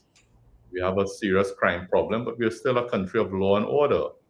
And my concern is, how could our Prime Minister make the statement that she made, kill them all violently? I was shocked when I heard that statement. I've been looking on social media, and the average man in the street has concerns about the statement. I think there are many views that are divided on political lines. Persons who maybe support the UNC would wear blinkers and say, man, let them do what they want. We have no problem with this. But sensible people, I believe, would pause and say, well, look, how could this be right? And if our Prime Minister is saying that nothing is wrong with it, or she goes further, she endorses it, right? Kill them all violently. She needs to explain to the country on what principle of international law is she basing her statement and her view, so that we could understand better. Maybe she has information that we don't. She needs to tell us, because we have a right to know when the Prime Minister of the country makes a statement like that. She doesn't speak on behalf of herself. She speaks on behalf of the country, on behalf of every one of us. And therefore, we have a right to understand the basis for the statement. When I spoke about this yesterday, Larry, I was at least gave my view, and I said I was startled when I heard it, because the Prime Minister is a trained attorney. Yeah, and attorneys, and she's a senior counsel, and attorneys, it's embedded in you that due process has to take place. Yeah, in terms of criminality, it's what the Constitution mandates. It's how we were trained as attorneys. The whole issue of due process, and we'll have some people that saying, "Oh, attorneys defended criminals," and blah blah blah blah blah, which is just nonsensical and reductive thinking, as I said yesterday. Yeah. It's about everybody deserves a defense, and everybody has to have their hearing before a court. So when my Prime Minister was quoted as saying that, I was a little bit, what? That's startling. Why would she say something like that? Yeah. And I don't know if it was an emotional response. I don't know. But certainly, of course, any response that you give is going to get airtime. And it's going absolutely. and it's going to be followed by the media. Like yeah. So I'm not so sure what her thinking was. And of course, she has been very defensive about it, at least according to the news last night. She said she stands by what she said. And, had a problem with Dr. Rowley when he was stubborn about what he said and stood by it. So I also have a problem too. Leaders sometimes need to know, okay, maybe I misspoke. Well, I don't know. I can't recall any time in our history, at least in my living memory, when we have had the leader of the country make a statement like that. Well, that's another thing. It has never been to that level about an international incident. Yeah. That's very close to us because it's in the Southern Caribbean. But yeah, because when we spoke to Dr. Bishnu Raghunath yesterday, I asked him about that, whether he'd ever had a statement like that, and by a leader, but I think basically he's saying that he can't remember anything ever like that ever happening, because we tend to be pretty neutral as a country. We tend to be very circumspect in what we say about international events. Yeah, and I mean, I'm looking at the papers this morning. I got a glimpse of an article where I believe the Prime Minister was interviewed, and she's saying, she's all for defending the citizens against criminals, and she makes no apologies. Well, I mean, that is also a startling statement, because we have criminals in Trinidad. So is the message that you're sending to the police in Trinidad that these methods of dealing with the criminal element are methods that you are prepared to turn a blind eye to, right? If not, come out and openly endorse. I mean, it is shocking. It is concerning. I don't think any citizen, any right-thinking citizen, because when it comes to politics, some of us don't think, could be comfortable with that approach. Yeah. I'm glad you raised that. I'm glad you raised that, because that was the question I was going to ask. Is it then that the Prime Minister is subliminally inviting this type of action against people who we have here? Because we know we have problems here. We have criminals. Yeah. We have people who traffic in drugs right here in Trinidad and Tobago for years. Is it that she is endorsing that type of action, not just by the US, but by our local authorities against these people? Well, that is the message that is being sent, and that is why I started off by saying the Prime Minister owes it to the country and to every one of us, whether we support the red or the yellow or the blue or the green or whatever you have, to explain herself and let us know what information she had when she made that comment, and whether that is a blanket statement and her policy in dealing with the criminal element, or whether there are any cautions that go along with that. You can't throw statements like that out in the public and leave it just like that, because it could be interpreted a certain way by law enforcement, and when they go ahead and do something, well, they will say, well, look, this is what the Prime Minister is saying. No. We can't pretend that we have a perfect police force. We also have very corrupt police officers. Yeah. And, what are they to think, or what could they possibly do in dealing with persons who are criminals, but not doing what they want them to do? Right? Where are we going with this sort of approach? And, just to put it in a different context, the government is going to come to the Parliament very shortly with stand your ground legislation. And there has been a lot of statements in the build-up to that legislation, including with what load up the matic and empty the clip, right?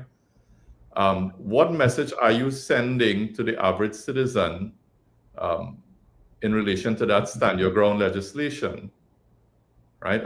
Are you also saying to them, well, kill them all violently, right? And we're in the middle of a state of emergency as well.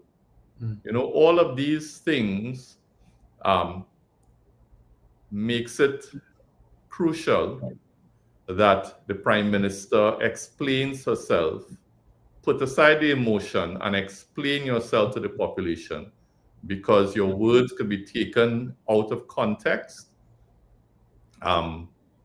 assuming that there's a good context in which she intended those words, and could have serious repercussions in the country. Well, yesterday I said that clearly the Prime Minister is enjoying a second mandate, a resounding mandate at that.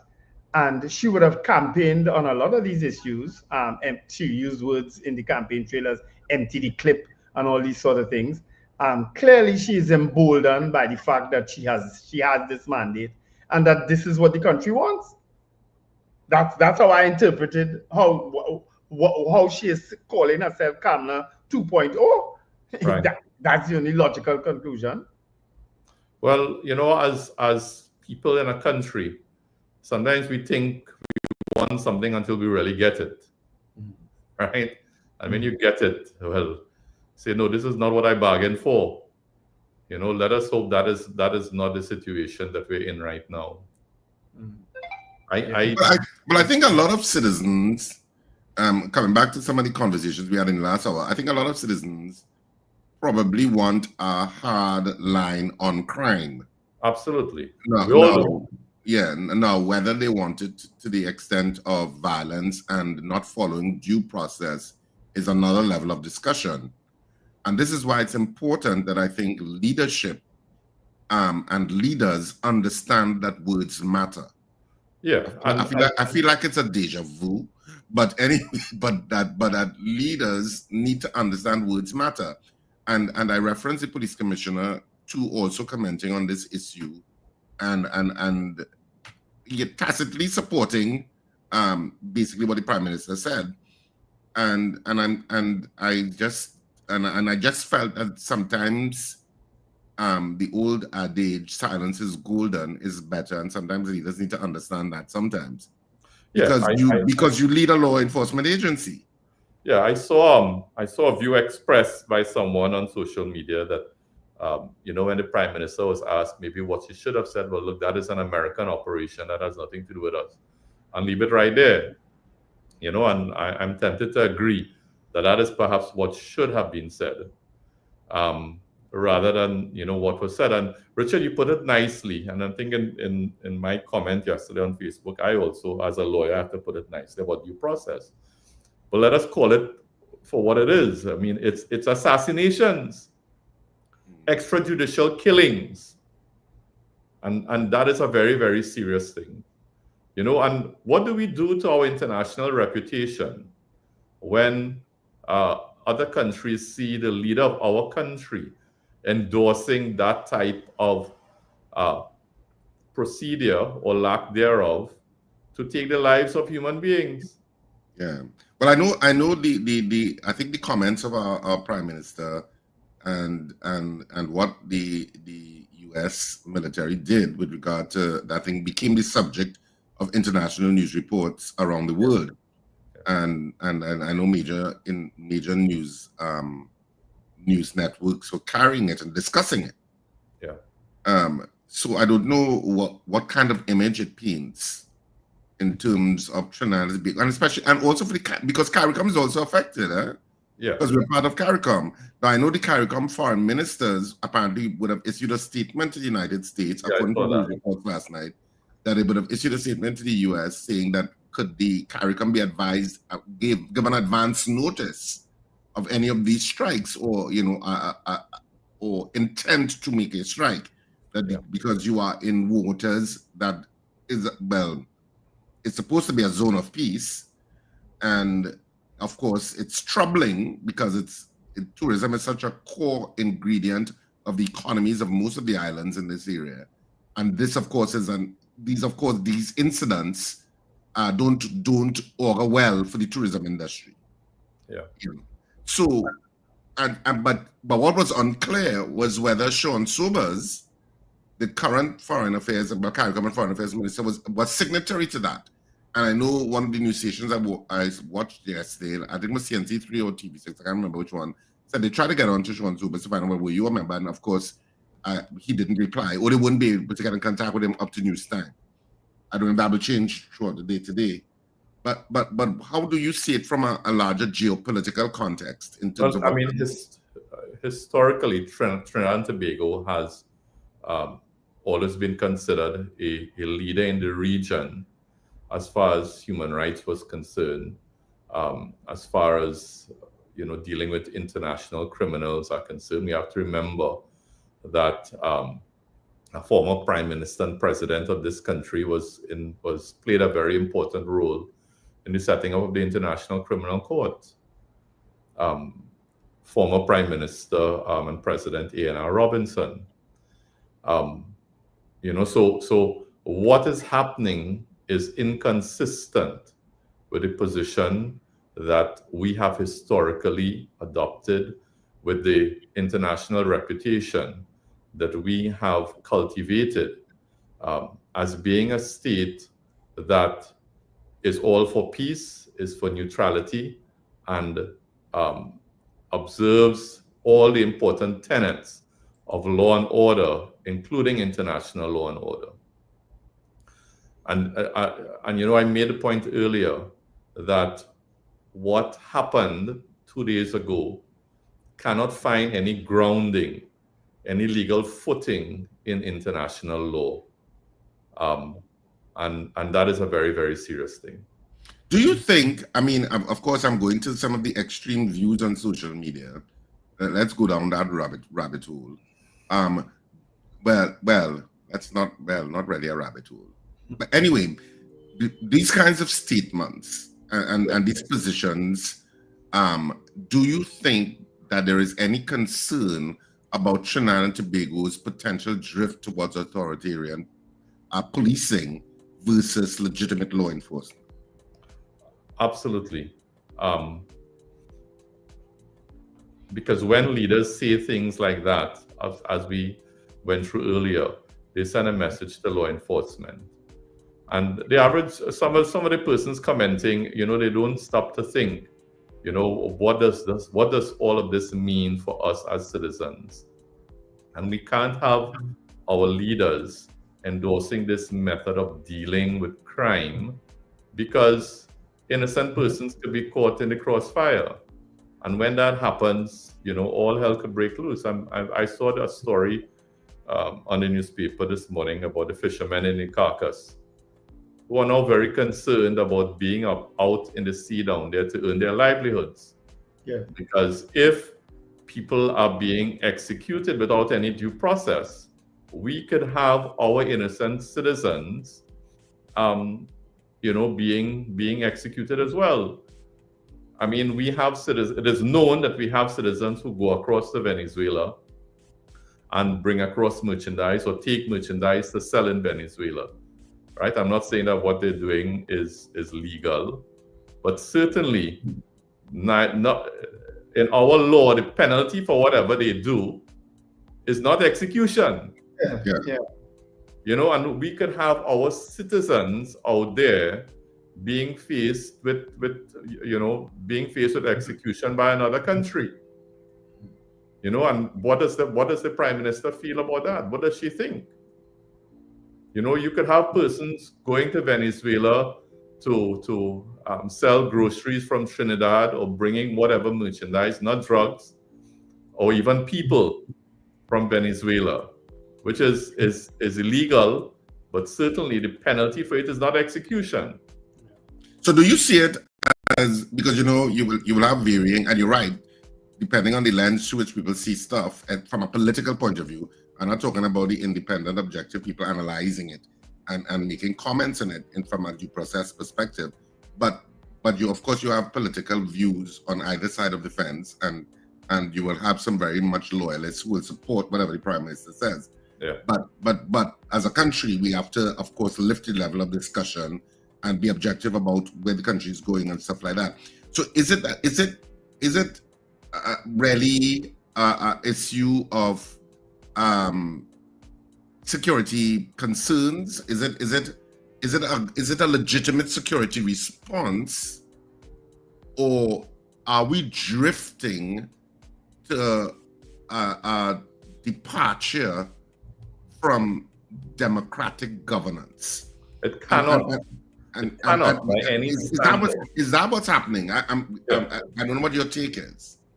It cannot by any standard be a legitimate response for the Prime Minister of this country to say that persons who have not been identified, who there is no evidence as to exactly what was in that vessel, There's no evidence as to where they were going, and that those persons should be executed. That cannot, by any standard, no matter how strongly we feel and how passionate we are, and we should be passionate about dealing with the crime problem, that cannot be a legitimate response by a prime minister of modern day Trinidad and Tobago. Yeah. By no standard.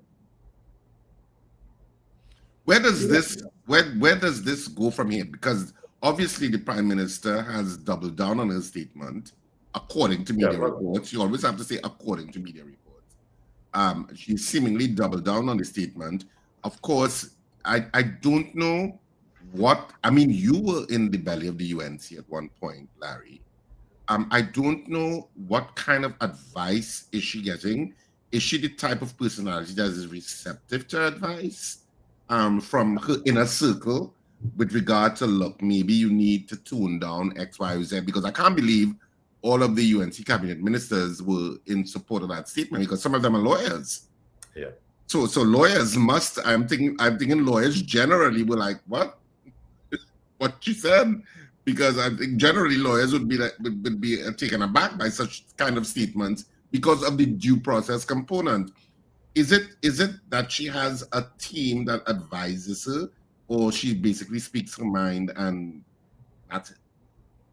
Yeah, well, I mean, first of all, of course, I was never part of any inner circle, so I really don't know how advice flows and how decisions are made. But judging from that statement and the reaction afterwards, it can't be anything that we could look at with admiration.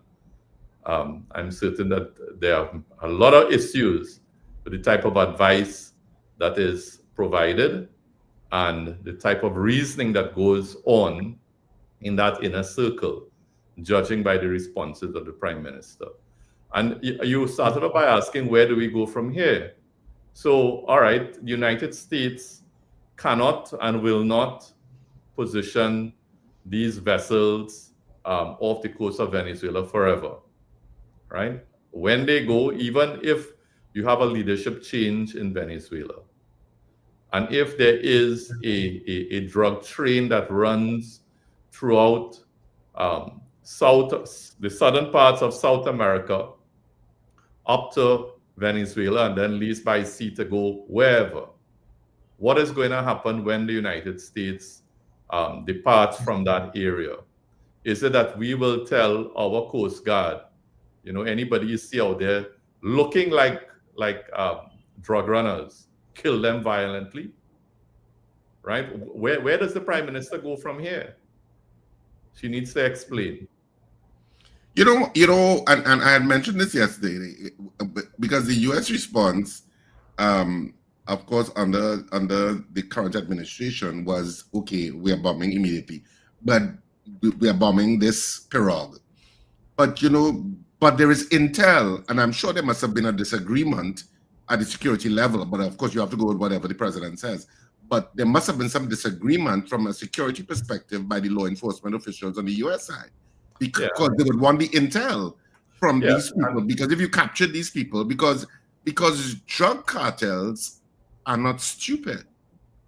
So it could have been that the drug cartels, and I'm, with all due respect to the people who think it's an AI video, let's treat it as real. Drug cartels are quite capable of putting 11 innocent people in a boat and saying, let's test and see what happens. Right.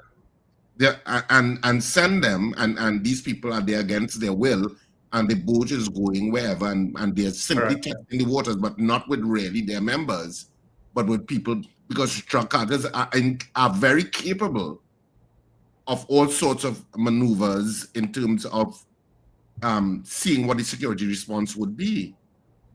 And so it was an opportunity for intelligence gathering, because even if it was actually Tren de Aragua members, you might have been able to get more information about how things are operating rather than obliterating it via missile.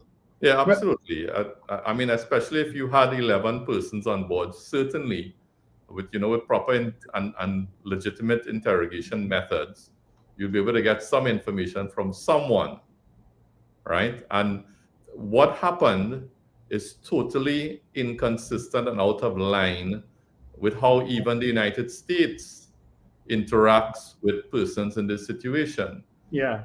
The method before this incident was to intercept, arrest, interrogate, get intelligence and treat with the persons that you have intercepted. If anything illegal is found on the vessel. We're talking about 11 innocent people. How do we know there wasn't a Trinidadian on that boat? Mm. But let me read quickly for you gentlemen what Trump said. A reporter asked Trump why 11 members of the Tren de Aragua gang were killed on the alleged drug carrying boat instead of the drugs being seized. Trump responded, and I quote, "On the boat, there were massive amounts of drugs. We have tapes of them speaking. There were massive amounts of drugs coming into a country to kill a lot of people, and everybody fully understands that. In fact, you see it. You see the bags of drugs all over the boat, and obviously they will not be doing it again. And I think a lot of other people won't be doing it again when they watch that tape." So it wasn't like an example being made, but he said that there were bags of drugs. Where are they? Well, so I mean, without meaning any disrespect to President Trump, right? How does he know that whatever was in that vessel was drugs, right? Another aspect of his statement that the vessel was heading to the United States. Well, Marco Rubio has said that it was probably, quote unquote, probably heading to Trinidad and Tobago. Yeah, or other Caribbean. Yeah, even his Secretary of State, right, did not have proper information as to where the vessel was heading. So how could he say it was heading to the United States and was a threat to the American people? Yes. Yeah. Larry, are you willing to take some calls from our listeners, our viewers? Sorry? Are you willing to take any calls? Yeah, sure, no problem. So we can open up our lines at this point, 281-1315, as we head towards 8 a.m. We'll take some of your calls at this point so you can get interactive in the discussion and raise, well, what your perspective is of the situation, I guess. So 281-1315, 281-1315. That's the number. It's on the screen. I'm just bringing it up briefly. You're supposed to know that now. So 281-1315, 281-1315. So Charles, you can let us know when a call is on the line. Definitely. I just want to respond to one person in the chat who I think we all know as a member of the media. I think she was not 94 Power 12. She said, and her name, she goes by Abba Amina Luke. She says, if ever any one of you hosts' lives is ever threatened by the rampant criminality felt by many citizens, only then you will see through the lens of Mrs. Persad-Bissessar.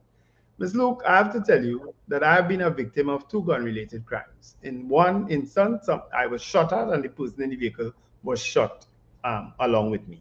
So we can attest to criminality. But guess what? At the end of the day, due process is allowed to anyone. How would you feel, though, if police decide to attack, or police or anybody decide to mistakenly or set you up or any member of your family? How would you feel about something like that? Huh? The state has a duty of care to deal with people according to law and order. Okay? Just remember that. The criminals don't have that duty of care. They do what they want. Right? So don't endorse one thing and then have a problem in the end. Because you could be a victim yourself of state-sanctioned extrajudicial criminality. All right? Just remember. We have a caller there. Caller, good morning to you. Yeah, good morning. Morning. Morning. Rubio is saying that the boat was probably headed to Trinidad. The President of the United States is saying that the boat was definitely heading to the United States. There's a serious contradiction there. In my view, that was staged. That little pirogue couldn't hold 11 people and no set of drugs. That was staged. That is not real. That is intended to justify the attack on Venezuela and regime change. Thank you. Yeah. Mhm. Yeah, Something I mean, is, yeah. We'll probably never know the truth about what really happened out there. You know? well, of course you wouldn't know the truth because there's nothing left. Well, they say it have bags of drugs. What President Trump is saying, there were bags of drugs. So the bags of drugs had to be produced.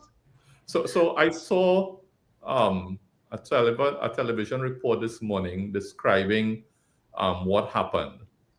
Apparently, American radar on the vessels picked up this pirogue leaving Venezuela and moving fast, right? There's no information prior to picking up that vessel leaving Venezuela as to, all right, anybody saw, who was loading whatever on the vessel, etc., etc. The point is there's no intelligence as to exactly what was on the vessel, apart from merely the appearance of this vessel with how many people. I agree with you. I mean, you can't say that there are 11 people on that vessel from what you're seeing, right? You certainly can't say that what was on the vessel was drugs without more. So there are a lot of questions, more questions than answers on what the U.S. authorities dealt with, and of course why they dealt with it that way. Yeah. All right, we have another caller there. Caller, good morning. Good morning, gentlemen. Mr. Lalla, pleasure to speak with you. Good morning. You all said something in the conversation there that need revisiting. One of the things you all said is Kamla Persad-Bissessar must be guided because she have a lot of lawyers around her in the party. I want to remind you all that Kamla Persad-Bissessar is a lawyer, right?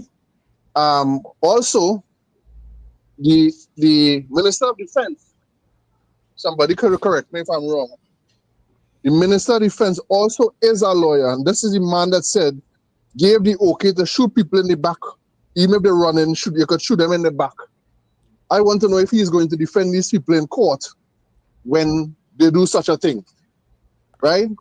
We are heading on a bad road when we could just hear what America say and believe what America say and don't ask any question about it, right? The Commissioner of Police also, for the statement he made, is a dangerous statement because we already have 5 young men that were shot and killed on Independence Square.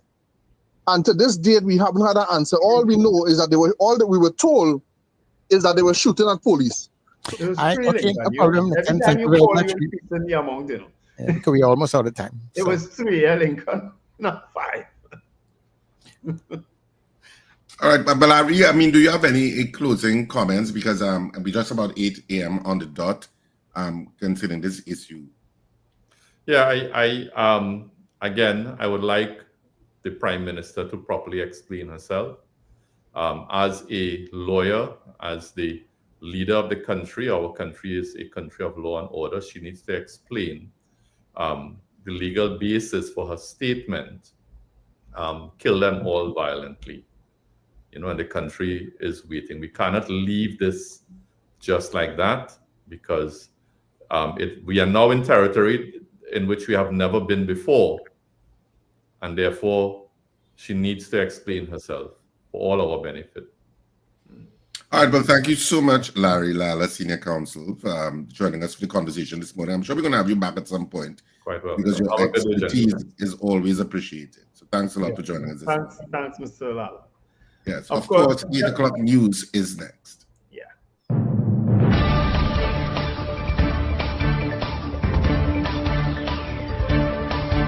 The news you need, the clarity you deserve. Local, regional, global. This is Net Radio News Now.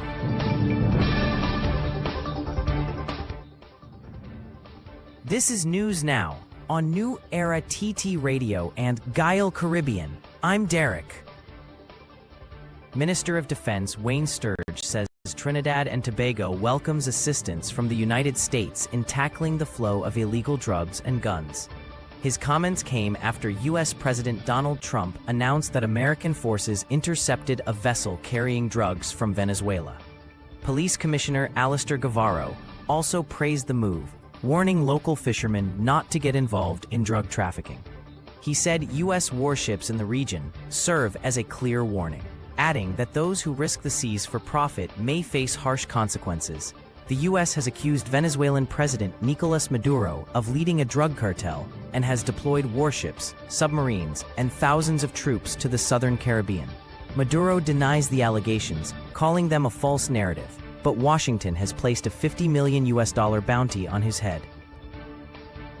Opposition leader Penelope Beckles is calling on Prime Minister Kamla Persad-Bissessar to retract her recent "kill all traffickers" remark. The Prime Minister made the comment after a U.S. strike sank a Venezuelan drug boat, killing 11 people. Beckles said while the opposition supports tough action against drug trafficking, it must be lawful, coordinated, and in line with national and international obligations. She described the Prime Minister's words as reckless and warned they could endanger Tobago's fisherfolk and offshore workers. Persad-Bissessar has defended the U.S. naval buildup in the southern Caribbean, saying she welcomes assistance to combat drug cartels and is prepared to allow American use of local territory if necessary. She has also dismissed Venezuela's claims that the operation is a prelude to invasion, backing Washington's counter-narcotics position. The judiciary has revoked a notice naming the Lord Kitchener Auditorium at Napa as the venue for the ceremonial opening of the new law term. Instead, the scaled-down event will return to the Hall of Justice on September 16th.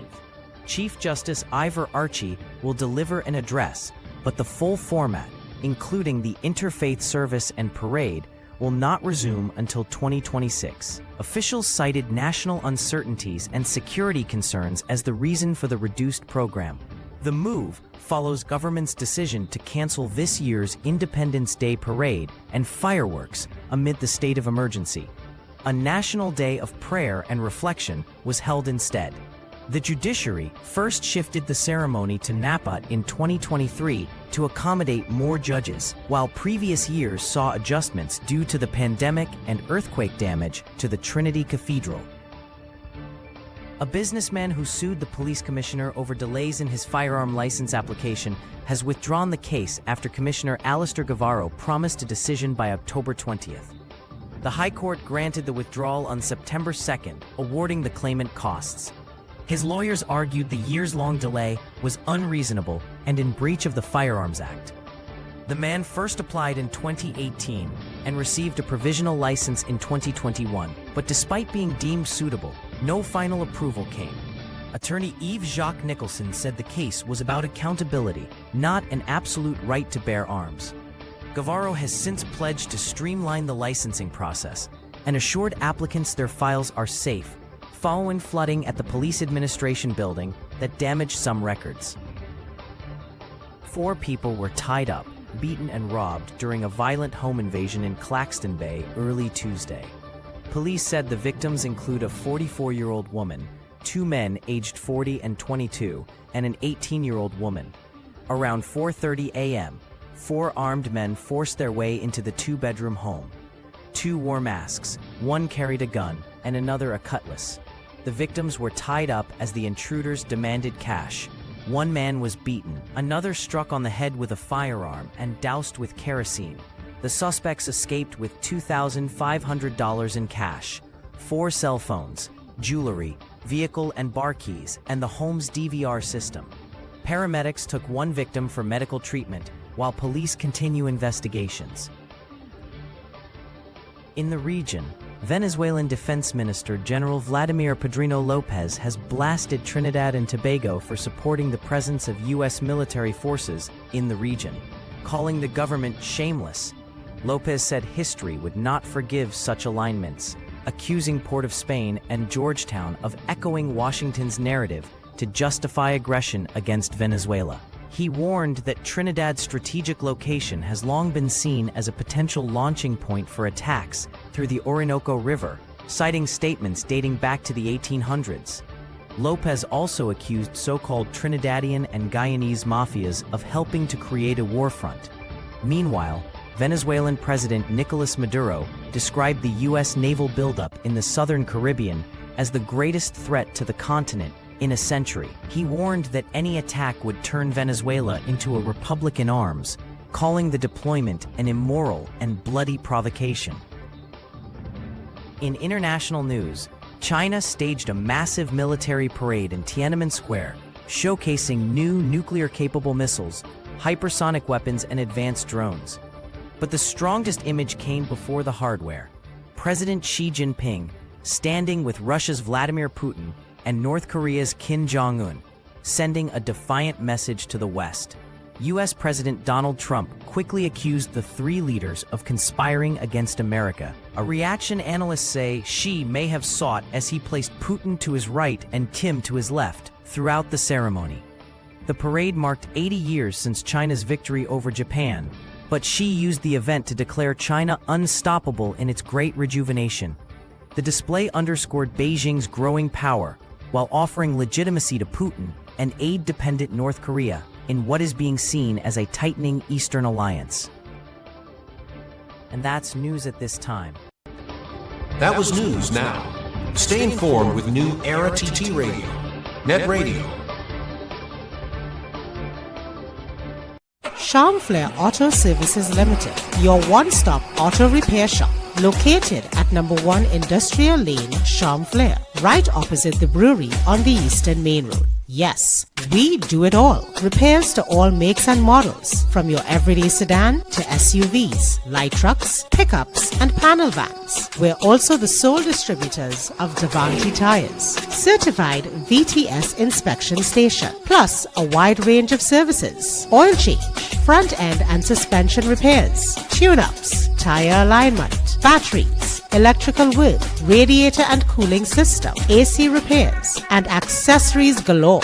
We offer pickup and drop-off service too. Call us today at 662-6545 or 662-6572. Follow us on Instagram and Facebook. Charmflair Auto Services Limited, number 1 Industrial Lane, Charmflair. We do it all. Experiencing stomach pain, nausea, heartburn, bloating, or loss of appetite. These could be signs of a stomach ulcer, which can lead to cancer if untreated. Your health isn't an expense, it's an investment. Don't wait. Get a safe, non-invasive stomach scan plus blood test for only $500 at the Institute of Health and Fitness. Located at number 79 St. Vincent Street, Tanapune and Marabella. Contact us at 336-4935.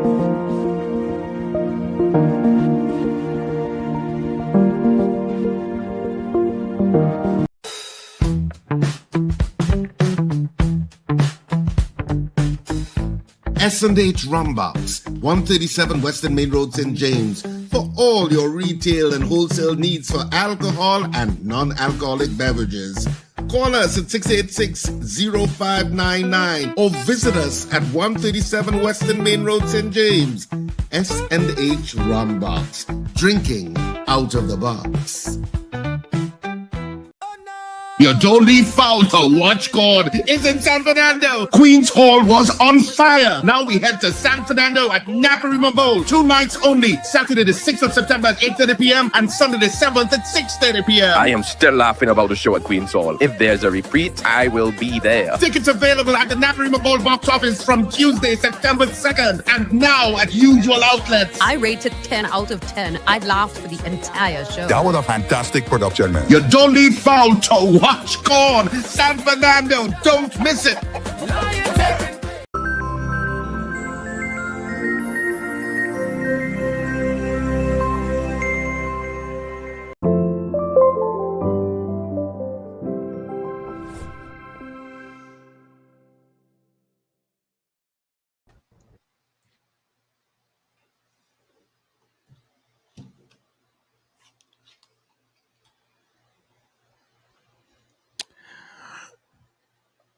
All right, I think we are back. Yeah, we are back, yes. You know, I unmuted my mic and it muted back. You know, it's like everybody grandstanding in a fight and wondering who to throw the first blow. No, I was talking and I unmuted my mic, but for I some saw him reason, talking. yeah, for some reason it muted back. I don't know why. Yeah, But that's anyway, a habit with Richard. technology. Yeah, so this is of course we are in the wrapping up minutes of the show. So I mean, of course, interesting conversation with Larry Lalla, Senior Counsel. And as I said, there are a lot of lawyers. I think most lawyers would have been startled by the Prime Minister's rhetoric with regard to that incident. I mean, I think all citizens were really, I mean, all citizens generally would want the drug trade to be dealt with. Yes. Because we have reaped the havoc for years, not now, decades. Correct. It has affected Trinidad and Tobago and other countries in CARICOM, and the violence associated with it, because we are generally transshipment points heading to either the EU or heading to the North America. And so I think we want the drug trade to be, and so I think the Americans being in the waters are generally welcomed by citizens of CARICOM in terms of being a kind of guard in the area. I don't think people are necessarily upset about that. But the issues of due process are a separate and distinct issue.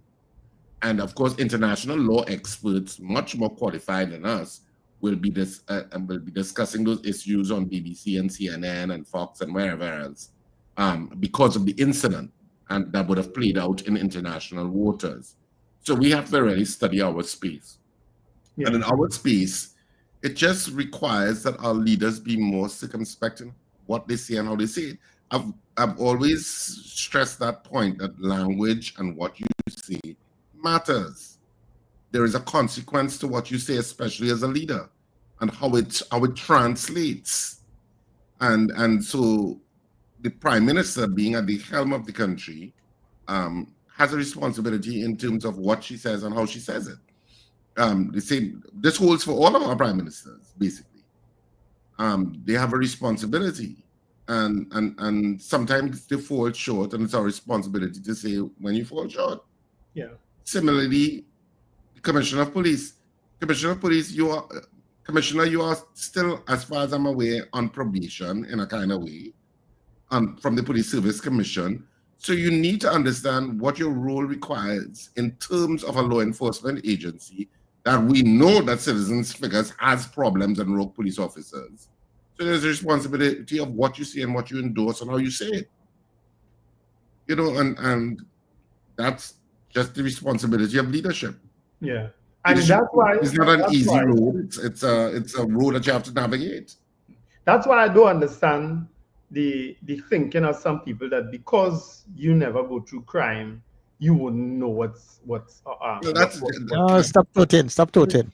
No, it's who toting? You toting. Who toting? You toting. Me? No. Yes. I'm correcting. I'm correcting the perception of people who feel, and they don't understand when that shoe gets on the other foot. If you're a victim of not just of criminality, but of rogue policing. Yeah. You don't recover from that one, you know? Yeah. But then again, I mean, at the end of it all, and I hear you, but who knows what she and others may have been going through. Suppose they are and have been through that situation. She made a comment, you know. Abaluk made a comment that yeah, says we don't know what. Maybe let me finish now. Maybe I don't know why you want to be defending Abba this morning. No, I'm not defending him. But remember, you kind of Charles. I know Abba well, and Abba has been. And I know also that situation, she has gone through some situations that she knows what she's talking about too. Yeah, but very close to her have lost their lives because of crime. So it's not to say that she's not knowing what she's talking about. Let me finish now, Charles. Go ahead. She is saying that we as hosts never went through that, so we don't know what it's like to be a victim. No, she's wrong. Okay? She's wrong. And and at the end of the day, regardless of what I go through, I still want law and order to prevail. And the last person you want breaking law and order is the people charged with the responsibility for carrying out law and order. Okay? The last people you want breaking the law are those people. You don't recover from that. You don't recover from a fake charge, a setup charge. You don't recover from those things, you know. people who get shot innocently, them 3 young men downtown, you think their family could recover from something like that? And their hands were up? How their family feeling today? Yes, and I am saying some of those very sad people who would have gone through all of that. Some of those people are actually supporting the actions also. So what do you say in situations like? Well, I can't respond. What you say in situations like that, Sir Charles, is that the Constitution matters. That's what you say. The country is not ruled on emotion. It's ruled on due process. That's what you say. If you didn't know what to say, Sir Charles, I'm going to tell you what to say. You say due process matters because it's what we have that maintains the law and order, because humans can be ruled by emotions. So somebody could do whatever. Somebody could do some heinous crime to your family. The law prevents you from being a vigilante and seeking them out and doing what emotionally you will feel. Yeah, and I am not against that. I'm just not going telling you what against to that. say because, like, apparently you didn't know what to say. So I'm telling you No, what to say. well, then you said it wrong too. Due process matters. Yes, and I agree that due process matter. But what I'm saying is that for the average person outside there, just how Wendell would have gone through his situations and how he perceives situations, people would have gone through the same situations and are looking at it differently. And that is all I am saying. Well, but that's why we're just telling you at the end of the day. It's just a difference in the point of views of individuals and their positioning, and nothing's wrong with that. I understand that people will have an emotional response. And when you say something like kill them violently, that's not a studied response. That's an emotional response. So I understand it from an emotional point of view. Just like how when people say hang them high, it's an emotional response. When they say load up the gun and let it go and give them shots, emotional responses. You understand that. But ultimately, a country is not run on emotional responses. A country is run on due process. And that's what keeps us in line instead of being in the Wild Wild West. So there is an agency that has been well funded over the years. Well, the Ministry of National Security at least has been well funded over the years in terms of taxpayers' money, in terms of dealing with this problem, which we have not dealt with for what? How long is going on now? About 25, 30 years plus? And they still haven't, which has to be something with the people that lead us and their incompetence in dealing with the issue. Because at the end of the day, let me tell you something, most police officers doing the correct thing, But the minute you get one doing a bad against you, you end up disliking all police officers, not so? Yeah. That's what has happened, not so? That's what happens too. Yeah. From the people on that side and their lens in terms of how they see it. But so you will have emotional responses on either side of the divide. So what do? You have a constitution that we have to follow, no matter how we emotionally feel about issues. We have a constitution to follow. And that's what we have to follow. Do you think that, I think most citizens want the TTPS to succeed, unless you're really involved in criminality, but you want them to succeed. You want them to get a handle of the crime. You want that people in this country never have to suffer a home invasion again. Never have to suffer with that a loved one didn't come home because they were murdered. People want that to not happen. But it can't be through giving free license to a law enforcement agency. You know why? Because that law enforcement agency in itself has criminality in it. Yeah, and you will find that along the lines that it's going to be split right down the middle. But that's where we're going to have to leave it for today. Sounding like you're running like Dr. Agunad like yesterday. Like who? Like Dr. Agunad yesterday. No, Dr. Agunad didn't run. He had to leave at 7:45. I know. I teased it, Charles. I teased it, Charles. I gotta go whole morning with you at St. Charles. Because anyway.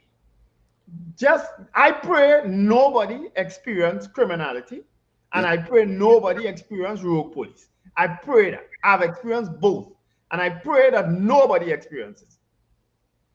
Bye-bye. Have a good day, all. All right, so this is where we wrap up the breakfast show this morning. So have a fantastic day, whatever you do. And you know what? The weekend begins tonight, people, at a second after midnight. So don't forget it. You know, the weekend is here.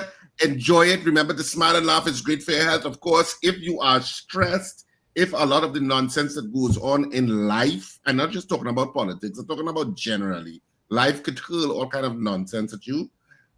Whatever you're going through, the best remedy is laughter.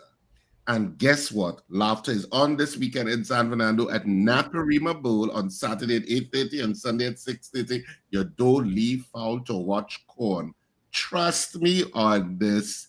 You can come backstage after and tell me you were right. I feel less stressed. I pray that people all experience theater. Yeah. Correct. Theater is a great relief, a great stress reliever. So it's on this weekend at Naparima Bowl, San Fernando. We coming down. Tickets available at the Naparima Bowl box office, which opens from 12 noon today to 6 p.m. and every single day. And of course, tickets also available at K Squared Fashions at C3 Center and Brentwood Mall in Chagonas and Friends of Marabella by the Roundabout. You can also purchase tickets online at RSRR Productions Theater. You must put the theater after it. RSRR Productions Theater. And on Facebook, Instagram, and TikTok, you can see how to purchase tickets online there. And also see a lot of the comments from people who attended the play at Queen Soul. It was a fantastic time in Queen Soul. Yeah, so have a fantastic day, whatever you do. And we speak to you bright and early tomorrow morning. Bye-bye. Bye-bye, Abba. This has been The Breakfast Show. Okay. Yeah.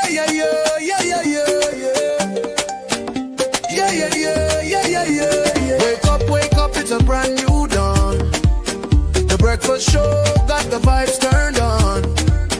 From Maracas Bay to the Savannah line, let's start the day in Caribbean prime. Oh, good vibes rolling through the air. The breakfast show